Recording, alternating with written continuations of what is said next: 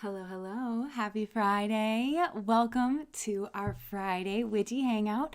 We do this every single Friday if you are new here. And today we have a lovely, juicy reading on how do they see you. So this could be any person. We're just going to tap into the energy and see how it is that they see you. So first of all, just real talk, you guys. I hope that you're doing well. I know the world is a crazy place, and the world has just been kind of wild, and I know that everybody's feeling it. And I wanted to mention it here, like at the beginning. I was watching YouTube this week, and a couple of like regular kind of people started to mention that they were feeling, like afraid, and that they felt like something was like, like they don't usually feel afraid, but like things feel like fearful to them now. And I just feel like we're all feeling that. And I just wanted to reach my little tentacles out to you wherever you are and just say that I hope that you're doing okay. I hope that you're doing good. Stuff is like crazy. So with that being said, let's go ahead and get into this particular reading. How do they see you? I just woke up. Nice. Okay, so let me just compassion. I wish I could compassion the world. Bibbidi bobbidi boo. Spirit fingers and jazz hands always help. I agree. Okay, so I keep thinking that maybe I have another announcement or something, but let's just go ahead and get into this. So we do have an anchor card today for those of you who are interested in that. Anchor card, if you're new to the tarot, it's not a pile that you can choose, but this is just a common energy that is going into all of the piles, and it is the gem energy. I actually love this card low key. I think it's one of my favorite cards in this deck. So the gem energy. So I feel like it's safe to say that there's a positive undertone to all of this. Okay, so then pile number 1. Well, let's just throw all of them up here. This is what we're working with. And then pile number 1 is the Father. Pile number 2 is the Creator. Creator. Hello. And then pile number 3 is Kairos. So pile 1 is the Father, 2 the Creator, 3 is Kairos, and I'll just throw them all up there so you can do your thing with this. Just ground yourself, center your energy if you haven't done so already. It's also just a good reminder to take a moment, take a breather, to reconnect with yourself, turn the gaze inward, connect with that deepest part of yourself that is beneath any concepts of right and wrong, and I'm a this or I'm a that, or my social security number is this, or my name is that, or anything. And just connect to that part of you that is just pure essence, the part of you that watches the play of your life unfold and is grounded in something calm and something much deeper. And just take a moment to connect with yourself there.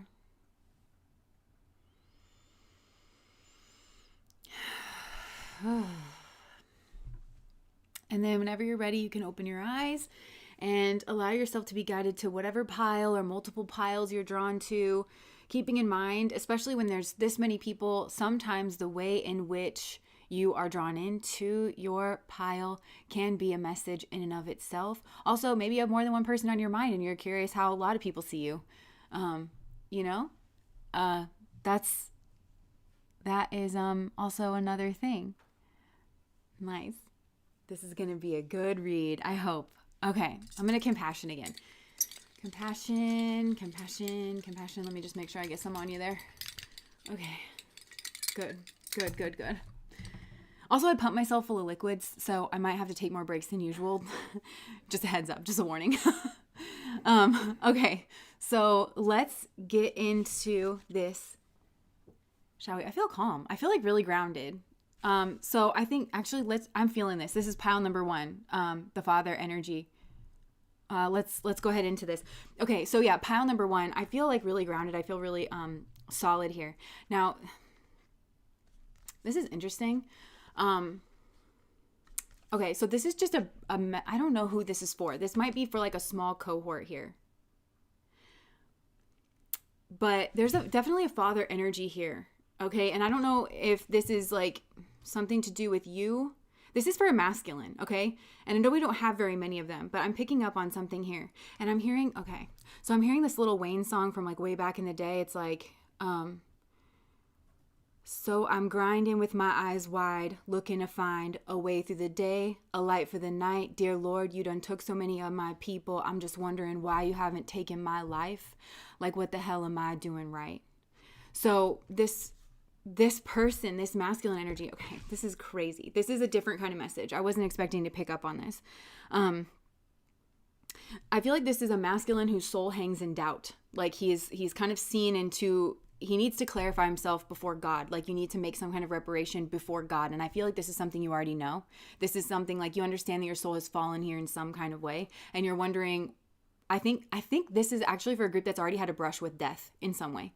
Like you had a near-death experience, or you were like brought back from the dead, and this is so specific, and you're wondering why that is, and you might have experienced a lot of loss or a lot of death, and that could have to do with like the circles that you run in, or kind of life that you're living, or something here like that, or maybe like your age or something, and you're wondering why you're still here, and it's because of this energy. You need to clarify something. And I'm seeing the scene from I don't remember which Lord of the Rings movie it was, but it was like that ghost army.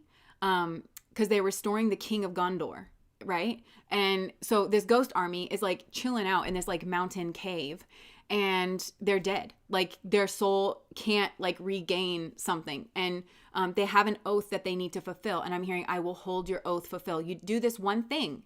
I'm getting goosebumps. Like you do this one thing and I will hold your oaths fulfilled. And like, so when the king of Gondor shows up and it's like run behind him, like fight for him, like, or her, or whatever this is. Cause I feel like there's something here. And I think for some of you, this might involve a father figure. Now this is like, keep in mind, it's like a concept. Father is like a concept. Okay. So it could be a person. You're meant to expose a person. I think you're meant to expose something. You got dirt on somebody here. That is why. Oh my gosh. And I was thinking, because I prepare myself for these readings, like before I, was getting into this, and I literally had the thought, like, not God bringing Lil Wayne and 50 Cent literally back from the dead to be a part of this like reckoning for P. Diddy. I know there's like way other people that are involved in this here as well. The absolute spiritual warrior we call Cassie Ventura, Jaguar Wright. Like there's so many people that have been kind of blowing the whistle on that. But I'm being told God uses imperfect people all the time.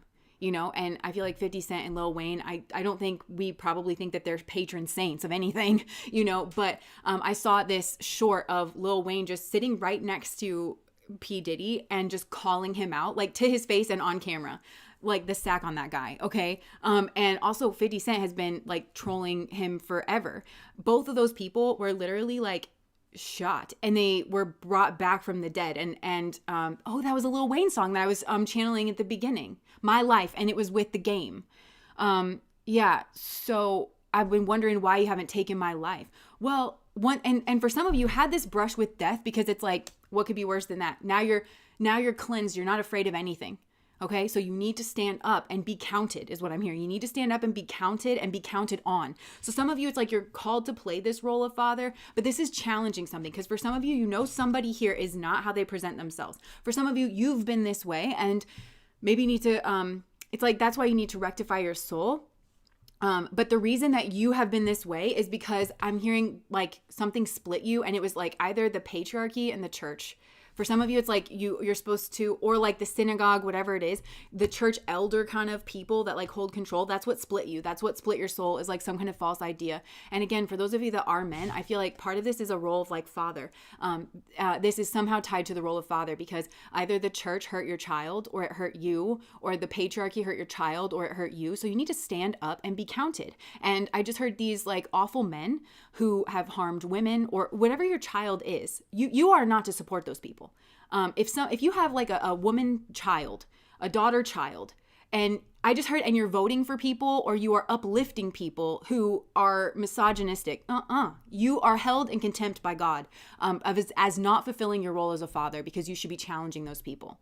You could agree with that person on 98% of the things that they say. You are pushing back if they are coming after your kids and your kids' rights and your kids' safety in this world. You are pushing back, and you're pushing back hard. So that's you, because your soul is held in contempt here. For some of you, you're meant to make a way for your child by exposing something here, because you don't want them to live through something that you have lived through, and you need to stand up and be counted. And it's like a death experience, but this is like, I'm just seeing like this purification. It's not going to be near as bad. And again, I think some of you have already had this brush with death. And it's because now what do you have to be afraid of? You literally have nothing to be afraid of. So stand up and be counted. And it is this ghost army that's going to like take something down. So again, you're meant to challenge something here. But I think for some of you, because father is a concept, and I'm hearing Father Abraham had many sons. How many sons had Father Abraham? And I'm one of them. And so are you. So let's all praise the Lord, la la, Father Abraham, right? So it's like you're meant to play a father role or step into a father role, but it's like in a community, and this is regardless of gender. It's like, and that was that stabilizing energy. The reason is because actually you have a stabilizing energy. Even if you're not a patron saint, even if you're not perfect, you can still set a tone around you that is, you know, maybe protecting people. That's another thing. Some of you have this calling to protect. You're another option. You know, it's like go join Cash Money Records, you know, instead of Bad Boy, you know, because, you know, nobody's going to be, I'm sure other things will happen, but it's like, it's not that, you know? So it's just this other option. Again, it's not perfect. And I'm hearing God works through imperfect people all the time. So some of you, it's like, well, you're not perfect and you're never going to be perfect. That's fine. You and God are good on that. You're square on that. That's not what's held your soul in doubt here. There's something else that has, and it's a pretty big deal. And I think you know it. And it has something to do with like hypocrisy or keeping the secret is what I'm hearing. Keeping some kind of secret. Like for a person, Aries could be involved here. Gemini could be involved here. And you might want to look where that's at in your chart. But this is, you're a part of this, the turning of the tide. That's what I'm hearing. You're a part of this like turning of the tide, and we're all called to play our part. Nothing more and nothing less than our part, but you do need to stand up and be counted. You need to play your part. You're not expected to take on the establishment by yourself. I just heard you're not MLK and you are not JFK, but you are expected to do your part. We all have to stand up and be counted here in some way. And I'm hearing you need to bring forward like what is within you. If you bring forward what's within you, it will save you. And if you don't bring it forward, then it will be the destruction of you, and potentially you don't even realize here there's some kind of gym energy, and it's about pressure, like something like withstanding the pressure of something ardra like this. There's some kind of storm, okay, but it's a purifying storm, and I'm seeing like tear energy and crying energy, but I feel like that, and for some of you it's like you don't think that you can withstand it, but that's the way out. It is the way out. You have to cry. You have to admit to something. You have to challenge something. And I feel like it's an identity breaker, but keep in mind, like the identity, the ego is like what is in the way here. And it needs to actually be crumbled. So for some of you could even be asking like, how does God see you? And God is seeing your soul as being hanging in the balance here. Like you need to kind of clarify your soul. You need to make a decision. And that's why you're here at the turning of the tide, because we're here at the end of the age of Aquarius. We're here at the day of judgment. And here we sit, you know, beginning of the fourth turning. Like, so there's just a lot of this upheaval energy. So it's like, bring it all out. Like I'm hearing, give it to me. Like God is saying, give it to me, but this is how you give it to me, is like, you know, by bringing it all out in the open, putting it all out there. I'm hearing atonement, like crying, standing up and being counted here for some of you. So that, I wasn't expecting that to come through. Like I said, that wasn't really exactly on topic, but yeah. So, but there's something here that's going on. And for some of you, I think this has to do with somebody that wronged you or somebody around you, or there's this, I'm seeing, like somebody raising a yurt. Like I'm seeing people like all around like a circular thing, and they're all like lifting up the center pole. So for some of you, you're meant to support this father figure. Like this new kind of like, again, it's a system. I'm hearing it's a concept. So you know what this is, and you're meant to support it, and you don't have to do it all, okay? Because God moves through all of us and tries not to overwhelm us here. And God doesn't want you like this, you know, sad. I feel like I'm hearing the word reckoning. I feel like you've had to go through a reckoning, because for some, I feel like you didn't realize that you were wrong, or you were around, you were confused. And for some, there was like drugs. And it made you have choices, but the choice was like right and wrong. It was be virtuous or don't be virtuous. And for some of you, the church confused you, because we assume that the church or the synagogue or, you know, the ashram, whatever it is, we assume that is righteous energy. But I think you're learning that, you know, the old adage that even the devil can quote scripture. So I think some of you have like not actually lived up to certain principles that God wants you to live up to. Luminous, thank you so much for the super chat. Oh, and there was a super chat before we started. I forgot to shout out as well. Tasha Blonde Diablo, thank you so much. As per usual. Yeah. So, yeah, and it's okay. Yeah. Okay. So 8 of Swords. So you've been up in your head. The point isn't to get you up in your head. Point. Something here. Point. The point. The point isn't to get you up in your head. The point isn't to make you sad. There needed to be a reckoning because of your confusion and because of how far you were. You were siding with these other people. But it's like you couldn't see through it. And there was some kind of Seven of Cups energies, options or choices that rivaled God, that rivaled the voice of God. And I'm hearing, my love is written on your heart. Okay. And I think some of you, and again, I just grew up like Christian, but this holds true for anything. I truly believe, because I think that there are many paths to God, because I think that that's the way that God is. God's like a huge energy.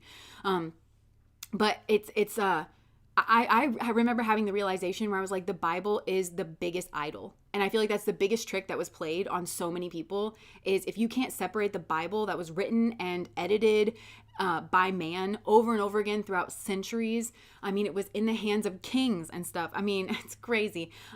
If you can't separate the two, you're going to be lost in the sauce, because there's like an agenda behind it, you know? And I'm not saying that that means it's all trash. There's definitely good things. I'm the person that I am. It's given me a lot of hope and a lot of guidance, but it's not to say like, you need to have a personal relationship with God. And I feel like that's what's getting up and running now, but it is like, you need to make yourself clear. And there's something here that you can be a part of. There's something you need to cut down, or you need to be a part of cutting it down. Six of Wands, victory. You're guaranteed a victory here. You're guaranteed a victory here. Because, okay, and I'm seeing, you guys know that I love BJ Investigates. And for those of you on Patreon, I just shared one of her videos over there. But she's always saying like that she's God's favorite, and she means it. And she has taken, like, there's some powerful people that have gone at her. And literally she says, she's like, and everybody that has challenged me, everybody that has come up against me, they have gotten worse consequences than I've gotten. And she's very much David, and they are very much Goliath. So some of you need to have faith in God. When you stand with God, you're not alone. You're never alone. Okay. And I'm seeing that spirit army. So just like you've had a calling here, there's a calling for people to back you, for them to stand up and be like, yes, you know, there's going to be people who are going to like back you. So, and I just heard, and you won't need money because you won't be alone. So for some of you, if you're worried about money, it's these systems and stuff, and you don't need money because you won't be alone. Yeah. Look, you got to walk out of the darkness here. So maybe this is the message. This is so surprising to me. But yeah, there was a lacking here. Five of Pentacles for me sometimes can be a lack of morality, but also Five of Pentacles is being non-traditional. It's going your own way, and it's stepping back over the bodies. So for some of you, I feel like there were bodies that were buried here in your past. Yeah. And okay, so you're looking for this. You have a dharma actually. But it's the way is through. The obstacle is the way is through. So it's not like getting around it here. So I don't really know. I guess we're off topic here, but you know, when God wants to come into a reading, who am I? Yeah. So I guess like for some, if you're asking, I think this does have, okay. So if we're putting this through the lens of like what certain people think of you, I think for this group, it's like there's going to be people that maybe see you in different ways, because I think you're different depending on like whatever crowd you're in.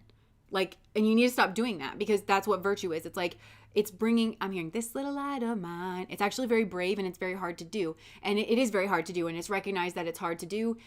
But you won't need money because you won't be alone. Okay. And I'm supposed to tell you about, well, okay, I've had certain miraculous experiences as well. Like, okay, so I'll just tell you this one story. I'm called to tell you this from my past. It was like the first time that I ever heard God's voice. And I was getting ready to move in with my boyfriend at the time. And he was a terrible person, and he was like kind of scheming around to try to get me trapped in like a contract and everything like that. I was just too young and stupid to see it. And I went with my mom to do our taxes, and we were going to, and we had lunch, and I got out of the car, and I was getting ready to shut the car door, and I just heard it. I'm saying that I heard, right? Okay. It was more like a feeling that I could translate, and it was huge. Like I've never had something have that much access to me before in my entire life. And it just says, Jessica, break up with so-and-so. And I was like, God. And it was crazy for me too, because I've grown up in the church, and I've always heard people witness and testimony about like their experiences and how they found Christ and everything. And I always felt left out, like sitting in the audience. I was like, well, I was born Christian, so I guess like I don't get to have one of those experiences, you know, because I'm just born Christian, and these are the people that kind of need that experience. But I actually feel like God was saving that up for me. Jennifer, thank you so much for the super chat. I always felt like after this happened, I was like, oh, well, God must have been saving that for me, so that I absolutely knew how like dead ass serious this was. And this was crazy because me and my boyfriend at that time, like we never fought, and I used to be crazy and delusional, and I thought that that was like a good sign, but really it meant that I wasn't standing up for myself, and I was a doormat, and neither one of us could be like really open about our feelings. But I didn't, I was so young. I was like 18 or 19, like when this was going on. And so I remember feeling that was God. And I was like, God, I will do anything that you say. I will always do what you ask me to do. But I was kind of aware that other energies could like maybe try to hijack that space. So I prayed and I was like, if this is you, I need you to make this as easy as possible for me, because I didn't really have a backbone at that time. And also like, I couldn't imagine him being like, so why are we breaking up? And I'd be like, I just felt God.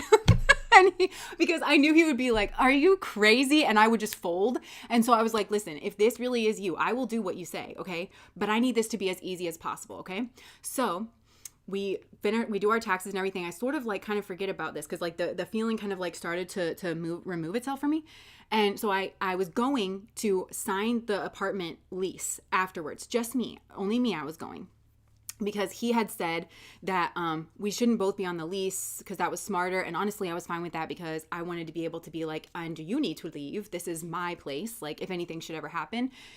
So we had only been able to rent a 2-bedroom that we could barely afford, like the two of us together. That's all they had available, even though we wanted a 1-bedroom. And so I pull up there and I'm getting ready to sign for this 2-bedroom and whatever. So I shut my car off. My phone rings like that next second. And I pick it up and it's him. And we're just having like a nice little chit chat. And then God was like, remember. And so I was like, I literally just floated it. I was like, hey, are you going to be around later? Because I'm just getting a little cold feet about this. I'm sure it's totally normal, but I would just want us to, be able to kind of just talk about it. Because this feels like a big step, doesn't it? It feels like a big step. And this man went off on me. Like we had never fought before. And he just went crazy off on me, just like screaming and yelling. And I was just like taken aback. And I was so grateful that I like was not in the room. But he just starts shouting. And then at the end of it, he goes, well, if this relationship isn't moving forward, then I guess it should just end. And all I had to say was, okay. I was like, okay.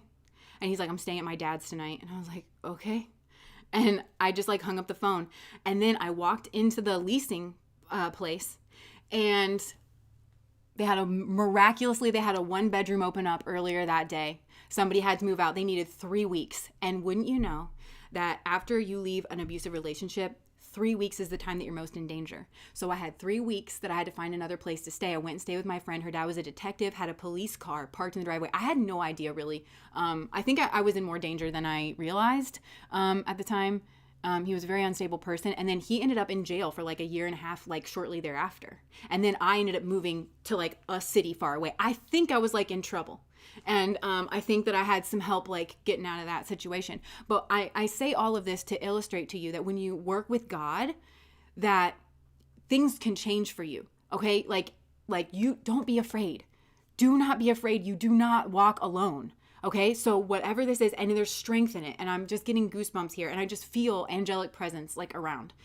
You are going to be okay. You're going to be fine. Okay. Just trust, because what you're looking out at and it looks like this is going to be the lay of the land, that's going to change. The second you commit to it and the second your energy rises up to meet it, okay, it'll change. It'll shift. And some of you are in like darkness. You're in like a dark hole and you don't know how you're ever going to get out of it. And it's one step at a time. It's just trusting. Okay. And here we are. Look at me. Look at us. Like in this community, we're all here. We're all here for each other. We're all spread out across the world, and you're in the privacy of your home. And we're all connected to each other because we all love God and we all are trying to be the best that we can be. And we're here to play our part. Okay. And we're all the same in that regard. Okay. But this, and I know it doesn't feel like it, but this death energy that you are flirting with, this is like a freeing, it's liberation is what I'm hearing. So I know that you're scared. But I think you've already faced death. Some of you, it's like some of you had like a near-death experience, or you went through a phase where you didn't care if you lived or died. You really didn't. Like you were so like depressed, or you felt so alone. And this is why. It's because I'm hearing pick up your cross and follow me. Like, let's go. Okay. So you said that you didn't care what happened to you. Then come on. Onward, Christian soldiers is what I'm hearing. But not Christian soldiers. There's weird religious zealotry going on in our world, and I'm not furthering any of that. But yeah, I just feel like this is the day, this is the time right now. Like this is the time. It's the time to stand up and be counted. And I just saw us all holding hands. Reach out and touch somebody's hand. Make this world a better place. 'Cause we can. And I think for some of you, like maybe you've been in a defensive mode because of whatever this is. Like I think whatever this is that you had to experience, this was necessary for you to have to traverse your path, to fulfill your oath to God. So if you feel shame of this, because for some of you, I feel like this was like ABUSE of some kind. You are going to learn through this process. And I think you're going to have a lot of people mirror this back to you, that this is not your fault. This is not your shame. You have nothing to feel ashamed about. It's like whoever did this. But this is your path. This is the cross that you kind of said, I'm going to come in here and I'm going to bear this. But this is the way that you kind of protect other people. Because I think whatever this was, it put you in this like survival mode. It put you in this like self-protective stance. Like, okay, nobody needs to know about this. Or like I just have to make sure that I'm okay. But actually reaching out and making sure that other people are okay, which is like outing this. And there's some kind of like, this isn't what it looks like energy. This person or this, it's Gemini energy. It's that two-faced energy. It's that like this person or this group or this entity, which makes me think of a corporation. I don't know what it is, okay? But you know what it is. And it's not what it looks like it is. And you need to be a part of that. And I think you're meant to start like, an avalanche or, yeah, and then I'm hearing, and then I hold your oath fulfilled. It's like you write yourself in the eyes of God, and you can go home, is what I'm hearing, which is what you really want here. And there's going to be people that follow you in doing this and pointing the sword at something here. There is, and the energy is going to transfer. Like where I feel like you've been up in your head, it's going to push this person up in their head. That should be, that did the shameful thing. And it's going to clear the air. And I think you're going to have some kind of new beginning. Yeah. And you're going to stabilize. Okay. This is health and healing that's coming. And I just, it doesn't feel like that right now. Cause you sit at this like point where it's death energy that you're approaching. And yeah, it's like death is the great equalizer is what I'm hearing. But it's like, and it makes you human. It makes you sane. It's like writing your soul in some way, but it's like you got to jump into this phoenix kind of energy, and you're going to be reborn from the ashes. And it might feel like it's going to make you weak. You might think that people are going to make fun of you. That's not the case. People are actually going to see you as being a leader, and you're leading what you need to lead. Humanity. This is my humanity. And yeah, like, yeah, I just feel like that's what it is. And it's strength, and you are going to find your temperance energy. And for some of you, if there is addiction or something involved, it's like this is what's fueling it. This guilt, this secret, this defensiveness. It's because you're struggling alone, and you won't need money because you won't be alone. You're not alone, okay? So this person or this, whatever this is, has done this to many people, or like many people have experienced this.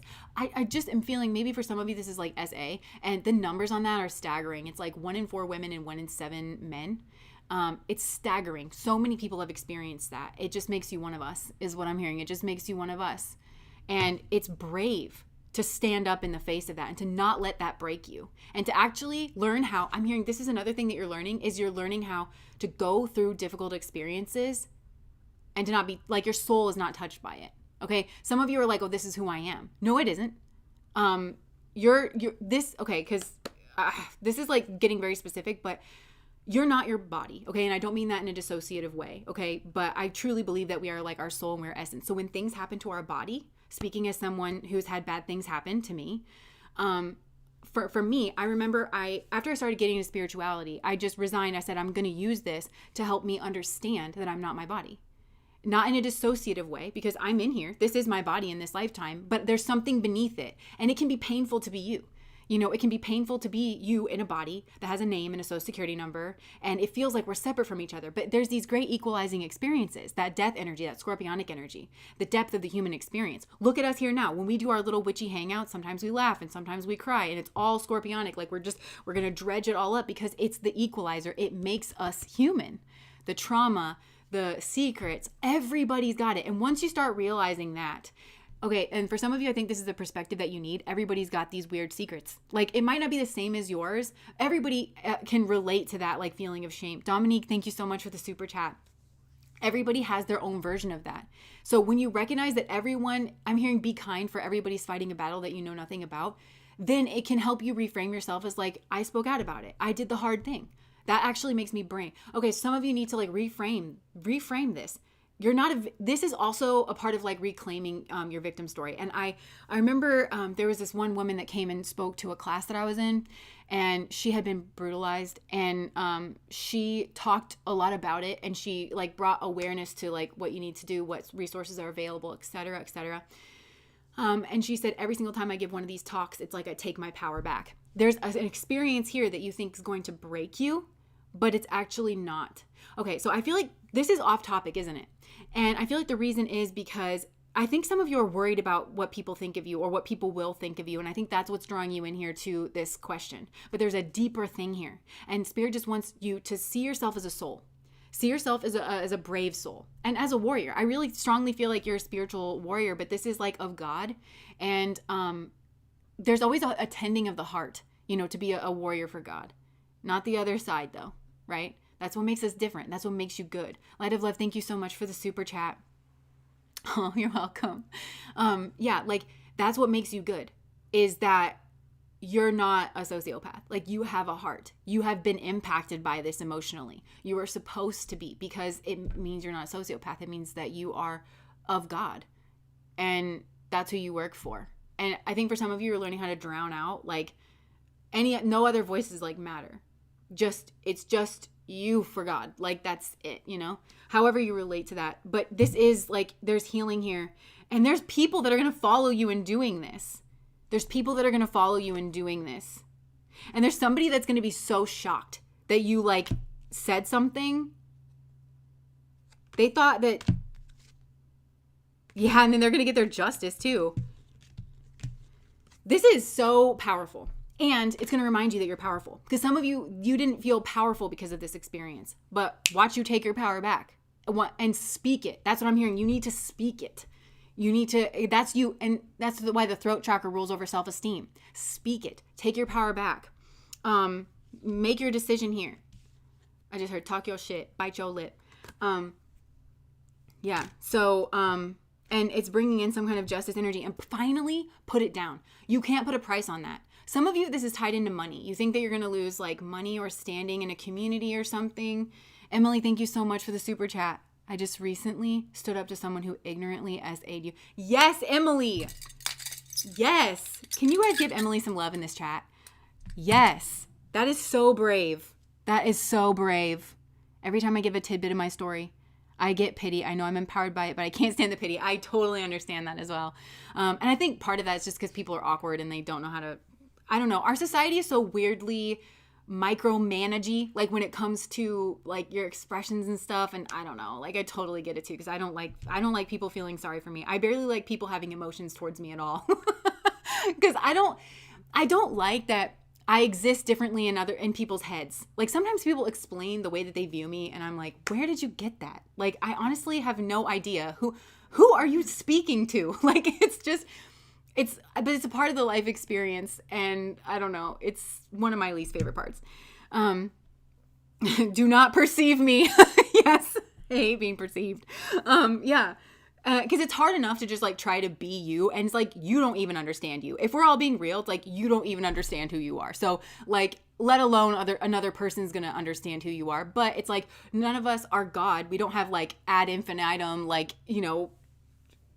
energy and attention to like relate to everything. So I've said it before, but it's like the life experience is one of restriction, limit, and it's where living in this body where you are limited, but your soul's not limited, and you kind of can remember that. I can a little bit remember that. You know what I can remember from the other side? I remember being big. Like I remember being really, really big, and it's always kind of bothered me that I'm small, but I know that I'm big, like it's a weird feeling that I have where sometimes I'll catch a glimpse of myself, and people have always told me that I don't exactly know how I like my stature, but I just remember being big. Yeah, and I just feel really big. So anyways, you are. And I'm just hearing like, let me show you. Like God is like, let me show you what strength is. You don't know what strength is. This is another part of the human experience. Like, let me show you what can happen here. And you have everything that you need to move forward. Magician. And I think you're dealing with like a manipulative person. There's somebody who really doesn't want you to speak out. It's like that's where they draw their power from, and you're going to see that. you're going to turn the light on, like in something. And that's what they draw their power from, like your silence here. And you have such support here. There's also, okay, because we've got the Wheel of Fortune card, which is the Lovers. Okay. Which is the hand of God. And it's on this like message energy with the 8 of Wands. It's also travel. So there could be some kind of like divinely orchestrated message that you receive, or some kind of something that happens on a trip, and they're trying to silence you. Somebody here, and they're trying to run down the clock on something here. They might want you to be alone, or just to accept less than your worth, or even to pay you off for some of you. Okay, and for some of you, what's this? They're trying to trick you into this Empress energy. They think that you're going to be a fool and fall for some kind of Empress. Yeah, somebody here is manipulating you off your path to make you feel hopeless.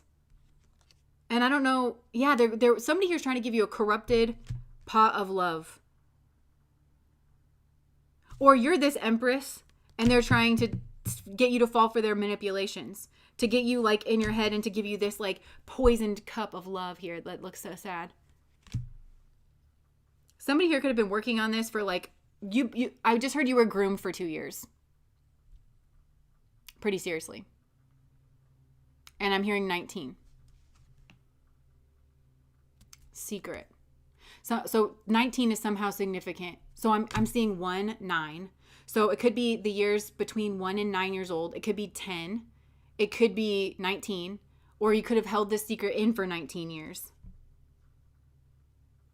Yeah, because maybe you trusted the wrong person. This person could have money. Or maybe they gave you money.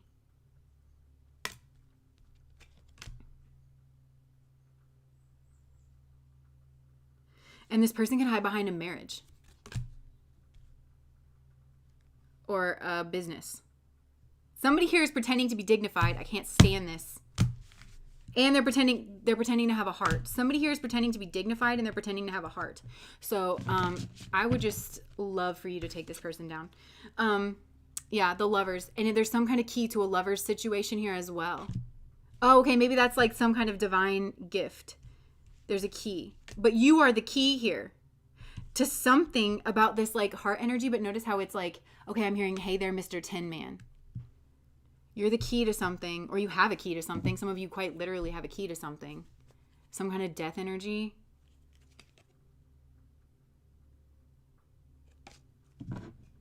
Or you held the key to something. So for some of you, you held the key to something, and maybe you didn't speak up.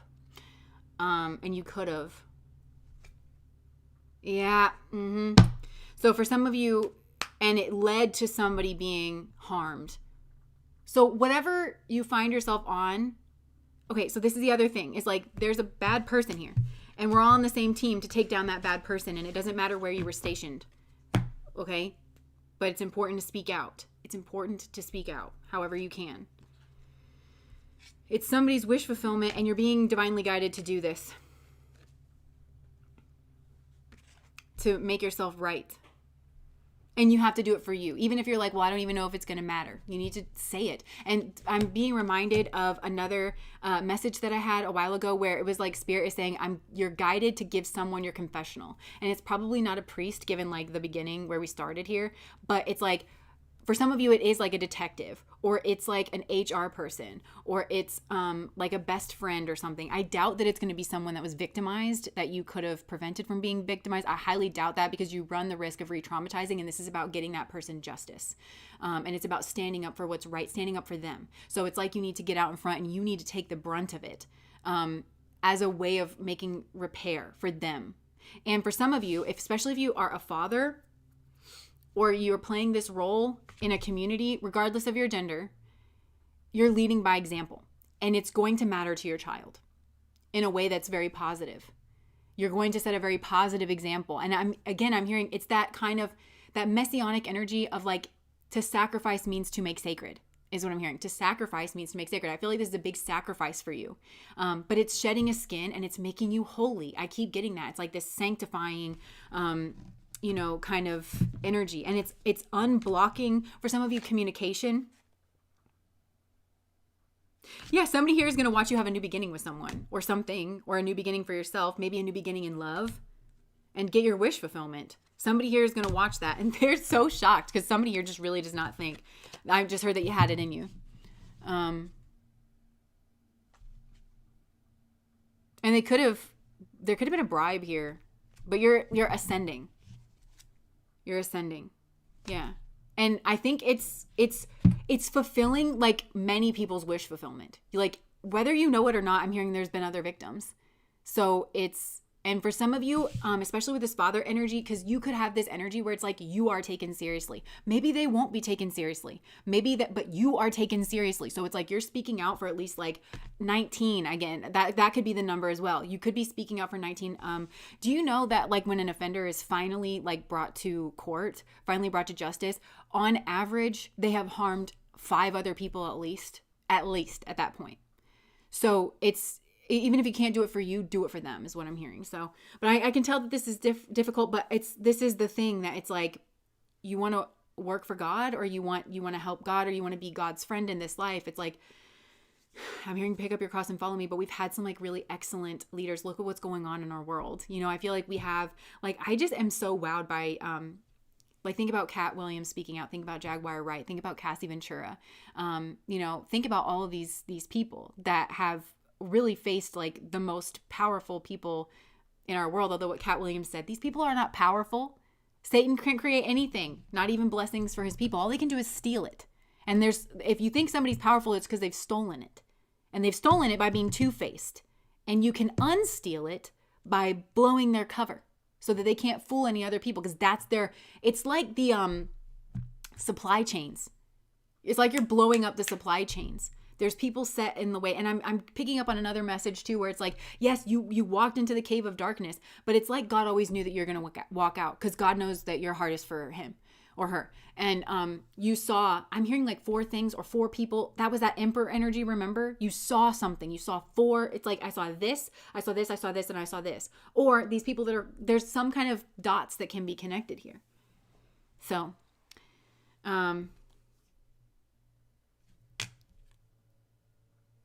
yes, and there's some kind of like resurrection energy or new beginning energy, reuniting.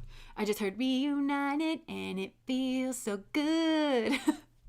Yeah. V for vendetta. Yeah. I'm not like saying to do violence or anything, but I just feel like you need to stand up for yourself, in a way that you're called to do. And some of you, I think the reason this is tied into the church is because I think it's warped your mind around, oh, well, I'm supposed to be polite. You're supposed to be good. There are people being harmed. Jesus wasn't exactly polite. This is what kills me. It's like so obvious. Jesus, remember he flipped like the tables and stuff. Jesus was not a delicate flower. Not at all. Not in the slightest. He stood up for what was right. Okay. He would never have valued like please and thank you over like knock it the F off. Okay. Knock it off you. Like never. Okay. And you shouldn't either. And that's like the warping here as well. And some of you are called to speak about this, what you were confused about, what split you here. And that's where I feel like you have, there's this real theme of like, you haven't felt powerful, but it's because you're split. And this is the way that you like remerge yourself. And for some of you, you're split with an actual soulmate here. And it's because you're split internally. And this is like the good part of you. The part of you that is like of God and of the divine. So it went away because your soul like, so the work is like within you. It's making yourself right. And as you do that, all is one, right? As above, so below, as within, so without, as the universe, so the soul. I'm hearing, let me show you. God is saying, let me show you. Like, there's so much more. Let me show you. This is like on the tip of your tongue. It's like the tip of the iceberg. And so it's like, once you start speaking that, I just feel like your whole life is just going to So don't get in that strategic mind of like, okay, how do I, because I feel like that's what you want. It's like, maybe you want to connect the dots here. How do I get back to this person? God's saying, your soul hangs in doubt. You wonder why you're still here. And you wonder how to get to her, I just heard, or him. It's all the same thing. You need to do this. This is the way. And then the universe itself is just going to kind of fold back in. And it'll be good. It'll be good. So I think that was pile number 1. That really took a turn. And I also feel like you're clarifying yourself, and like the pressure of this situation has made you a gem. And you're going to learn that as well. Okay, because I'm also hearing NF, like the whole real music thing, where people come up to NF like after his shows and they're like, he says like, imagine people look you in the eyes and tell you your music's the reason that they are alive. Like, I think something here, it's like somebody's going to be so grateful. I think that whatever you think the big backlash is going to be, I actually think it's going to be in the opposite direction. I think somebody's going to be like, me too. That's what I'm hearing, me too. And you have no idea what your courage and your like faith and everything, like what it did for me. This is the ripple effect that we need in our world. This healing energy, this like, let's stop pretending like we all have our shit together and that we're all infallible beings. Let's stop doing that. Let's be real people. Let's look out for real people. Let's hold hands. Let's be a community again. Like, let's try, but we each have to pick up our own weight. You know, we can't wait for other people to start doing it. And some of you are strong enough that, or you're in like the right position, and it's because your soul is strong enough. Honestly, you're the right person for the job. You're the right person. I didn't choose wrong. I didn't choose wrong is what I'm hearing. I didn't choose wrong. So yeah, it's like you're a gem and this pressure has made you a gem and you have many sides to you. So some of you, you could feel like you're two-faced because of what you've been involved in or this secret or something, but you're actually multifaceted. And there's an integration to this because I feel like you feel you can only express some of yourself over here and some of yourself over here. But once you make yourself whole again, it's like I just heard like you're gonna feel free to create. There's like money coming in, there's stability, there's all different kind of like friendships. So many people can relate to you. And it could be through something like an artwork or something that you create. Some of you might literally be jewelry. But it's all coming from this underworld. This is the key. This is the key. This is the key. So, yes. Oh, your birthday is 1/9. Interesting. Yes, you are strong. That sounds like your sacred counterpart. He is split. And if you are split off from this person, that's why. And if you feel unimportant to this person, you are like this person's light side. And it's because they're in this position and like, they will do better for you. That's why you're being held out. Is like they will do better because like to have you back. So Persephone is coming out of the underworld. Yes. And I've always like connected Persephone coming out of the underworld to actually becoming Hecate. Like Hecate is like, she's brave and she goes in there with her torch. And I feel like that is it. It's like you're finding your bravery. And you're also, for some of you, it's like you're going to get involved in some kind of cause, you know, where it's like, and I go in, I'm Hecate with the torch and I will go into the underworld. I'm not scared of it anymore. I refuse to let it control me.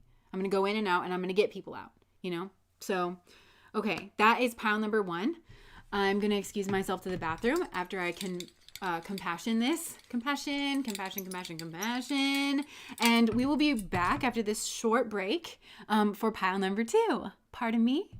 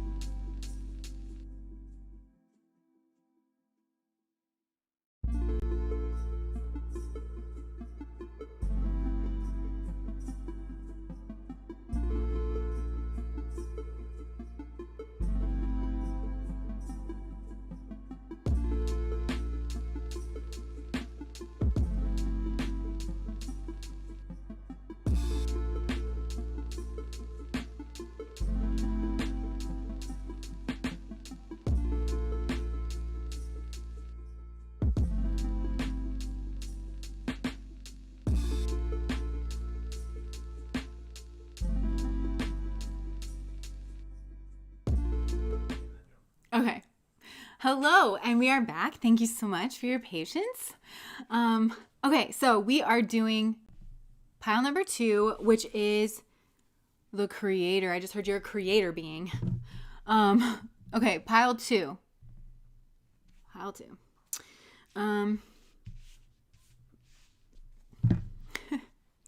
This is so funny. I don't know why I'm laughing too. So for some, like somebody here thinks that you're funny. I just heard, okay, this person, they know what you do is good, but like you create something. It's like they know that what you do is good, but there's something here about it. It's like maybe this person, like they don't understand it or they don't know how that you do it, or you could inspire people to also do it. And they're like, have you ever done the thing where you're like, when you see someone who's like really, really good at something and you're like, oh my gosh, that looks so easy because they make it look so easy, right? But then you go to do it and you're like, why can't I figure this out? Like, so for some of you, it's like you have that effect here on people. But for others of you, I'm hearing you just you're just scratching like the tip of the iceberg here with with your talent or some kind of creative ability that you have. Yeah, you don't see your own truth here. Or I think this person doesn't exactly see the truth of you. They don't exactly see the truth of you and like your artistry and your individuality, but it's like they know that it's good. They know that you're interesting. They know that you're creative or something, but it's like they don't know the truth of it, and they don't know what you are to them is what I'm hearing. And they don't know that you're like a wish fulfillment or something. Or maybe this is how they think. Also, energies can be flipped. So, yeah. But yeah, okay. So,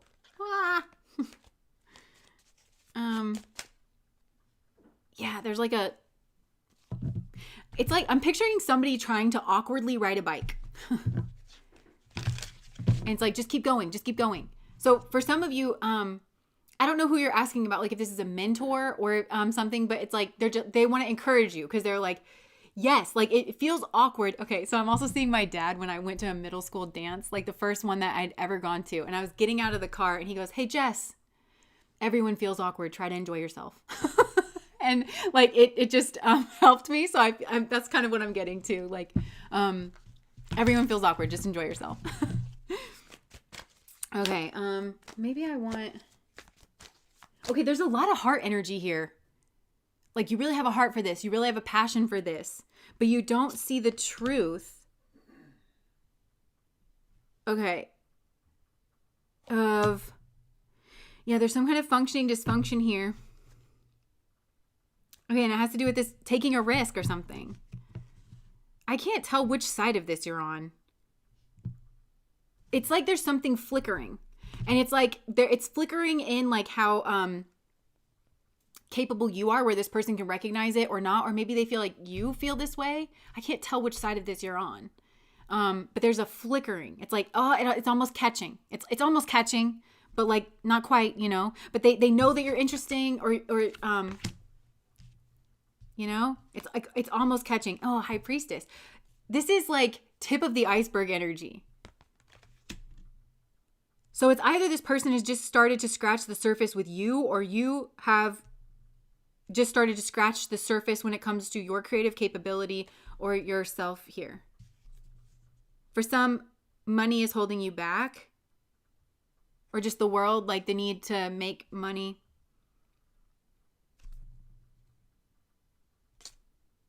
Yeah, or like the need to protect yourself, like, and not be seen. So maybe that's the flickering energy. They see that you're like kind of coming out of your shell, but then you like protect it. And then you kind of, there's a real encouragement energy like coming out of this. Like, yes, like do it, say it. Like, everybody feels awkward. Just keep going. Yeah, this is a weird one here at first. Okay, so broken mirrors. Let's see. Okay, for some of you, I don't know what this reading is anymore. This is supposed to be like how they see you, but there's something to do with money here. Like you don't have to monetize your talents. You don't. And for some, it's holding you back. And it's potentially making you trust the wrong people. Ashwini has flickering energy or something. Oh, interesting. Anurada is associated with a lightning flash, so maybe...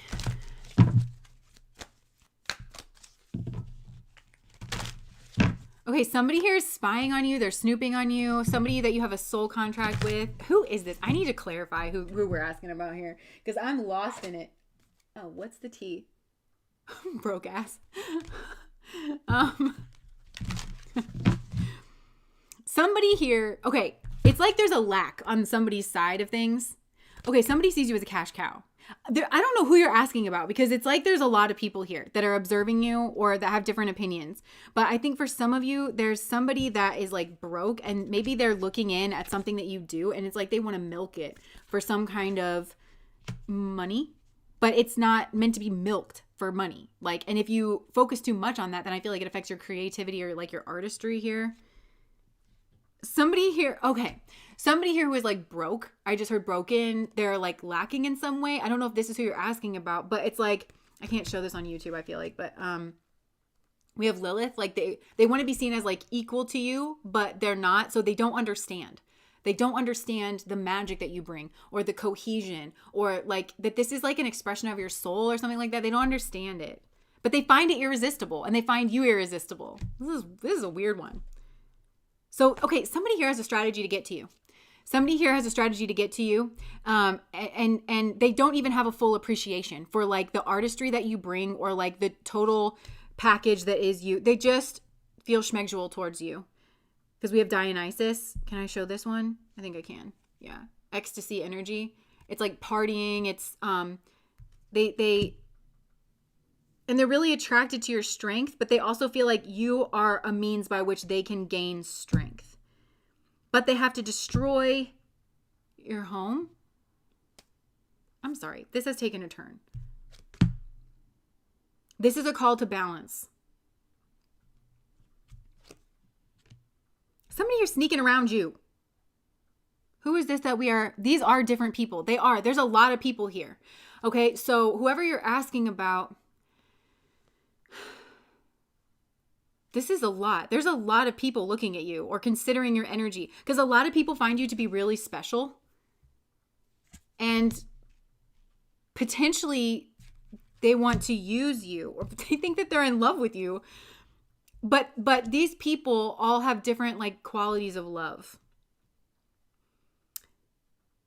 What is the purpose of this?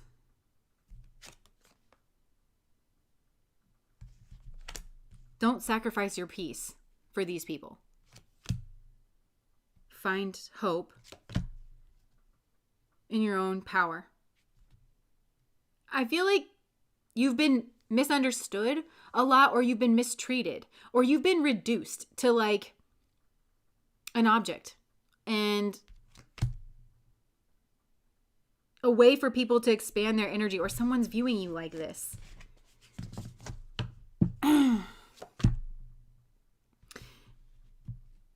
People view you as having like the golden cup, but their way of viewing that is different depending on their own level of consciousness. So I feel like something here could cycle, especially when it comes to like their actions. It might not make sense to you and it sends you into some kind of chaos. But it's because they're chaotic and somebody's taking like chaotic action towards you because they view you as like the answer, like their golden cup. Yeah, there's a need for you to protect yourself here and to protect your artistry and to protect, you are a very valuable person. And so I feel actually like for this group, this is a group that like, regardless of how you view yourself, I don't think that you understand how valuable you are, how different you are, how unique you are, how creative you are. And so I think you having all these kind of gross, grubby people around you, some people that want to use you. Oh, I almost just popped into another song. But,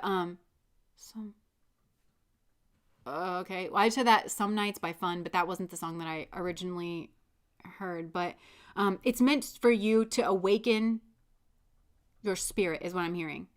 To awaken to your beautiful essence, like how beautiful, how special you are. I think there's something you do that you take for granted and that maybe other people take for granted too, because they're like, some people want to use you as a stepping stone. They're like, oh, I could do that too if I just partner with you or something. But it's like people degrade your energy, but it's because I think you yourself don't understand how truly capable and how truly creative and how truly special you are. So you've drawn in a lot of riffraff, to be honest, but this is all part of a plan. Yeah, it's trickster plan. These two people, okay, so I got the Jade Emperor and Loki energy. This is opposite energies, but for some reason these two like faces are looking very similar to me. Somebody's trying to act like they're stable so they can come towards you, but they're a trickster and they're very angry because they're jealous and they want to exploit you in some way. It's like they want to kick you out of, it's like they need you. Okay, this reminds me of Rumpelstiltskin, and that you're that girl. You're the girl in that story that's just spinning straw into gold in the basement of the king's palace. But it's like your palace. Somebody here is like wanting to disenfranchise you from your own artistry, from what comes from your essence. There's a lack of understanding in regards of that. Somebody here reduces you. Even though they appreciate it, they reduce it. And they think that they're capable of the same thing and they're not. They think that they're on your level and they're not. And you think that as well. And so I feel like if this is a turbulent kind of karmic situation, it's because you are meant to fight for yourself. We got the war card come out. Okay, this also maybe is like connecting with your anger because there's a quote from Troy that I always think about. Achilles, Brad Pitt's character in that, he's talking to Briseis, who was a priest. She was an acolyte to the sun god. And they have this kind of philosophical debate where he basically says, like, okay, so you only want to worship these gods. But what about Ares, the god of war that blankets his bed with the skins of the men that he's killed? And she just kind of concedes and she's like, all the gods are worthy of, respect and admiration or whatever. So I feel like there's a certain energy here that you have distanced yourself from, but you actually need it and you need to get in touch with it because you have something valuable worth protecting here. And not everybody gets it. They all see the value in it, but it's like they see it as a commodity. Or they see you as a commodity. Or this person sees you as a commodity. And they're afraid of your beauty. They're afraid, I get it. They're afraid of you wanting more for yourself. Because I'm seeing beauty in the beast. But I'm seeing the part where she's like, I want much more than this provincial life. They're afraid that you're going to want much more than what they can give to you because this person kind of sees things in black and white. They don't get it. I feel like the depth of you is really not appreciated here, or it's like not seen fully. This person just, you're a pop of color in this person's world, but it's like very shallow. This is like a very shallow. Yeah, there's like a self-aggrandizing energy. I'm so sorry. I feel, I just heard that like a moth, like a bright light draws many moths. And I think you've been blaming yourself. This is all for you to reverse this energy, to get a handle on yourself, to put the pieces together that there's some kind of chaos energy around you. The chaos witch, right? That's the feminine side of life. So for some, this is like maybe even feminine energies. There's some kind of chaos energy around you that you're meant to like protect yourself from. Or for some of you, it's like even like do battle, like, fight for yourself, stand up for yourself. And I'm not telling you to do violence or anything like that, but it's like you need to stand up for yourself in some kind of way, protect what it is. It's like you needed this experience to understand that you're imperfect, but you're valuable, and maybe to go after what it is that you want. Somebody here really wants to disturb your peace as well, to get your attention, because it's like they can't get your attention in any other way because they're not on your level. But they think that they're on their level. So there's a lot of folly and ignorance.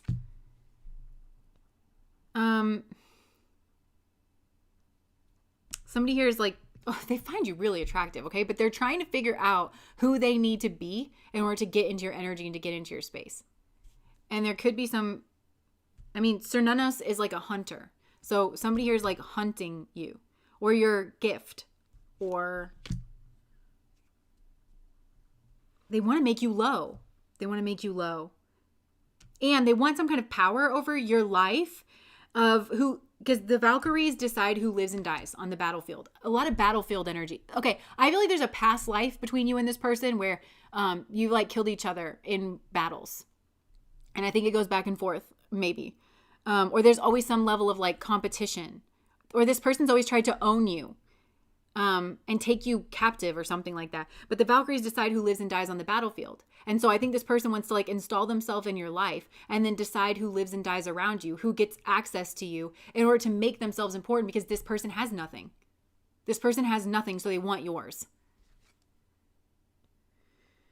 I feel like this person could use words like journey and this is a renewal and we're soulmates or something, or like they want to revolve you. But this person feels less than you because Vulcan was married to Aphrodite, wanted to be married to Aphrodite, but had to manufacture it. Because I'm pretty sure that's what he asked for, is like some kind of payment because he made something that nobody else could make because he was such an inventor, right?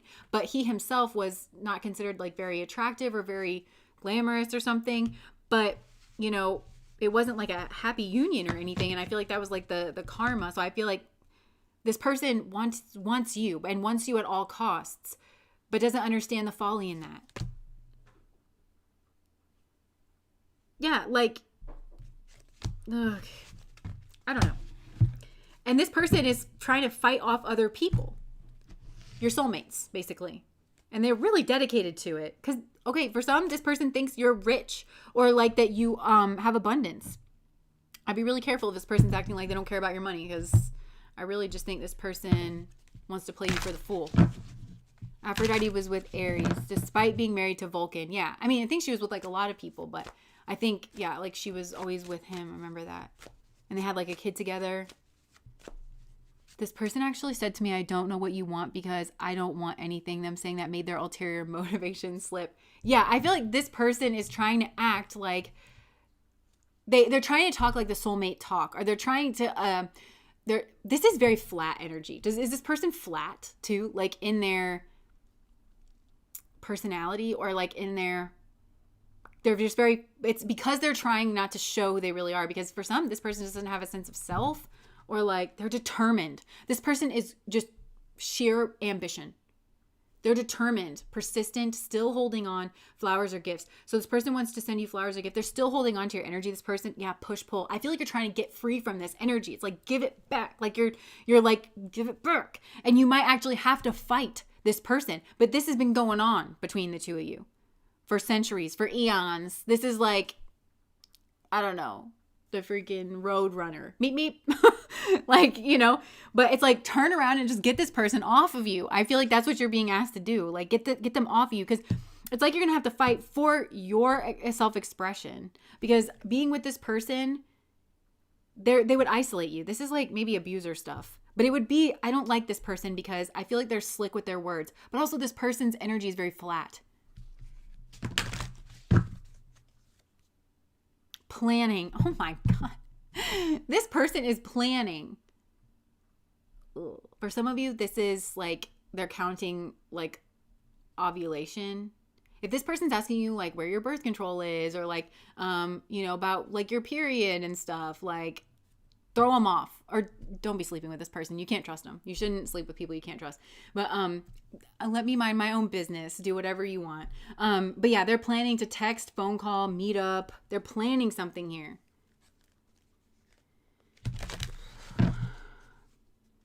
Like this. They're childish, immature, argumentative, playing the victim.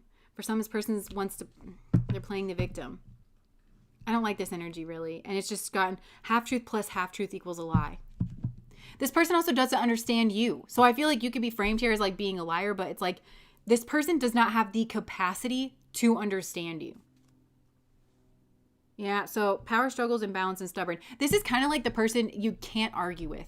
You just can't argue with this person, because it's like arguing with a third grader that knows like no words, and you know, it doesn't have the capacity. It's like, it's stupid and pointless to argue with you. You just have to take steps to like get yourself free from this. They want to reconcile something, or harmony, resolving issues, getting back together. Netflix and chill, sneaking around, friends with benefits, spending time with someone else. So yeah, this person could be spending time with someone else, or sneaking around, or they want to do this with you. Turn to your faith is what I'm hearing. Yeah, this person's very stubborn too. It's like they won't let you go easily. And for some of you, I feel like being with this person will put you at rock bottom. Like if you thought this person was your soulmate or something. And I feel like this is the kind of abuser that isolates you through acting like they're your savior. Acting like everybody needs to go through me. But really what they're doing is they're keeping out any person who could be a rival to them in any kind of way. Because this person, I think, wants your money. And they want you totally like brainwashed when it comes to them. So you'll feel isolated. You'll feel like you're in jail. You'll feel like your life is falling apart. This person, I also feel like they try to pretend like they're on the level with you, and then they get bossy, selfish, and inflexible. because spiritual attack. This is a karmic energy. And broken mirrors. They're going to mess with your reflection of yourself. And this is like to yourself. This person is going to give you this distorted, warped version of yourself. And so it's like you don't know which way is up. I've always been afraid of this. I don't know why I think about this sometimes, but it's like, imagine if you were on a boat, like a ship in the middle of like stormy seas, and that ship like went under. Do you ever wonder, okay, I think this is important. Do you ever wonder, like, how do you know which way is up? Like to start swimming up to try to get to like the air again? Like, what if you were swimming down? Like, that for some reason scares me. Just like thinking about that. But you know how you would know that you were going down is like the pressure, right? So I feel like the pressure, like you're descending with this person. And I feel like it's the pressure. It's the like, it just feels like this, I don't like this energy. Yeah. So this person just does not understand you. And, but also with the broken mirrors, this person, maybe you feel ugly when you're around this person. This person could like insult your appearance, or your life is just so miserable that you just don't care. Maybe you feel like this person's obsessed with appearances and like obsessed with your appearance. And so, or some of you like literally would just look like shit just to piss this person off, which I love that. That's your fighting spirit. Okay. So you still got some fight in you. But also with the broken mirrors, I feel like you might think that you're having bad luck. It's not bad luck. It's this person. But also I feel like this person is going to try to distort the way that you're seen with other people, or just being near this person or with this person distorts your character and your heart to other people. They get the wrong impression of you because you tolerate this person in your presence, sort of a thing. Or this person also, African, thank you so much for the super chat. Only Jess is getting my money. Thank you. Yeah, and I feel like they also might misunderstand your creativity. Also, this person might talk about what it is that you do and they cast it in a totally inappropriate light. Like they don't reflect your heart or something like that. Half truth plus half truth equals a lie. Pictures. Okay, I'm hearing like a picture's worth 1,000 words. So this person also might like try to, I feel like you know this about this person, that they're very shallow and that they want to be seen with you. They want the pictures. They want the Instagram lifestyle. They want like the picture on the boat. They want the, and I'm hearing like it's a half truth plus half truth equals lie. It's like, that's not what goes on. And it's not what goes on. I feel like you have a lot of regrets. I feel like you are reminiscing about somebody from your past. Oh, I just heard you miss your desire energy. You miss having intense feelings. I think you're depressed. Or if this person gets their hands on you, you would be depressed. Yeah, this is like, I'm hearing like all the depression symptoms, like the colors just don't seem bright anymore. The taste goes away. Contemplation. And this person makes you insecure and unsure of your choices. And the reason, and I feel like I'm supposed to speak life to you in this way, the reason is because they just don't get you. They don't have the capacity to understand you. That's soul. That's my little boy cat. So it's the sun energy. They don't understand you. And potentially they don't understand your philosophy.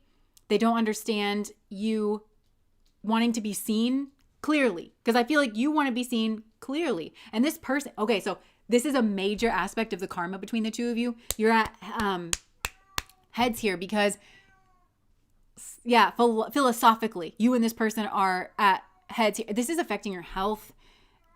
Yeah, this is, but you want to be seen in the light of day. You want to be seen clearly because you have this artist soul and you know what you are trying to bring forward. So you want to be seen clearly. You want to be understood because you're trying to say something with your life or with like whatever it is that you're doing. You want to be seen. This person wants to be seen in a false version of themselves. All they want to do is produce some kind of like fantasy, fantastical image. I feel it's probably really gets on your goat. If I'm being honest, I think it would get on anyone's goat because this person's so fake and you're so real. And maybe you feel fake, or maybe you are seen as fake next to this person, even though they're fake, but you're just coping. And yeah, I feel like you feel like you're at rock bottom. Or again, you would if this person got a hold of you. I don't like this. I just keep getting the rock bottom card. Oh. Okay, so I just pulled a message card. I struggle with revealing my true feelings and emotions, but I love you more than you think. So for some of you, I feel like you think that you're breaking up. There's somebody here that you love or that you miss or that you desire something from. And this, for some of you, is like a passion project or like a group of people that you used to hang out with used to hang with, is what I'm hearing, or like used to love. And you struggle revealing. I feel like this person's really taken a hit on your confidence. Yeah, I'm so sorry for messing everything up. You deserve so much more. I feel you feel this way. You feel at a distance from somebody that is your sparkly gem. You feel at a distance and you feel like you don't understand what's going on in their world. You want to have a conversation. You don't feel like you can express your emotions but this isn't the real you. Like, I think you know that.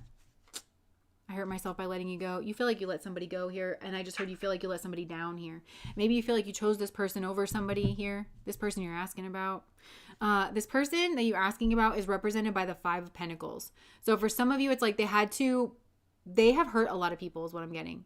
Or they had to step over a lot of people. But the 5 of Pentacles, I said this in the first pile, a lot of times for me, it means immorality. Acting outside the bounds. So it's like in order for this person to be with you or get you, it's like they had to do something wrong.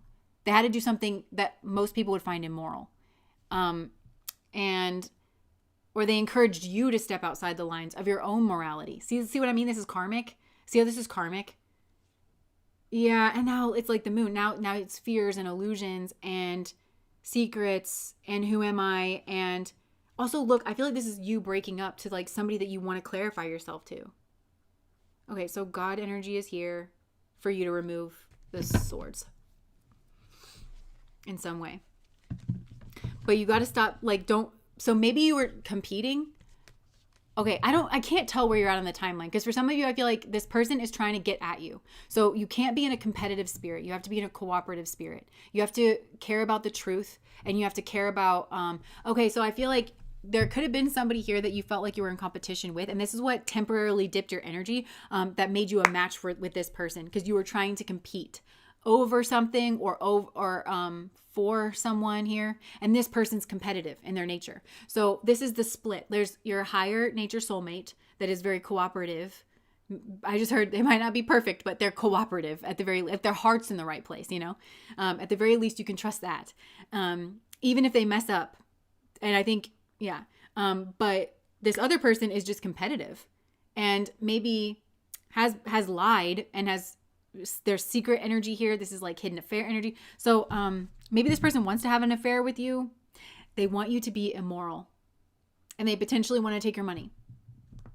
Why do they want you to be immoral so bad?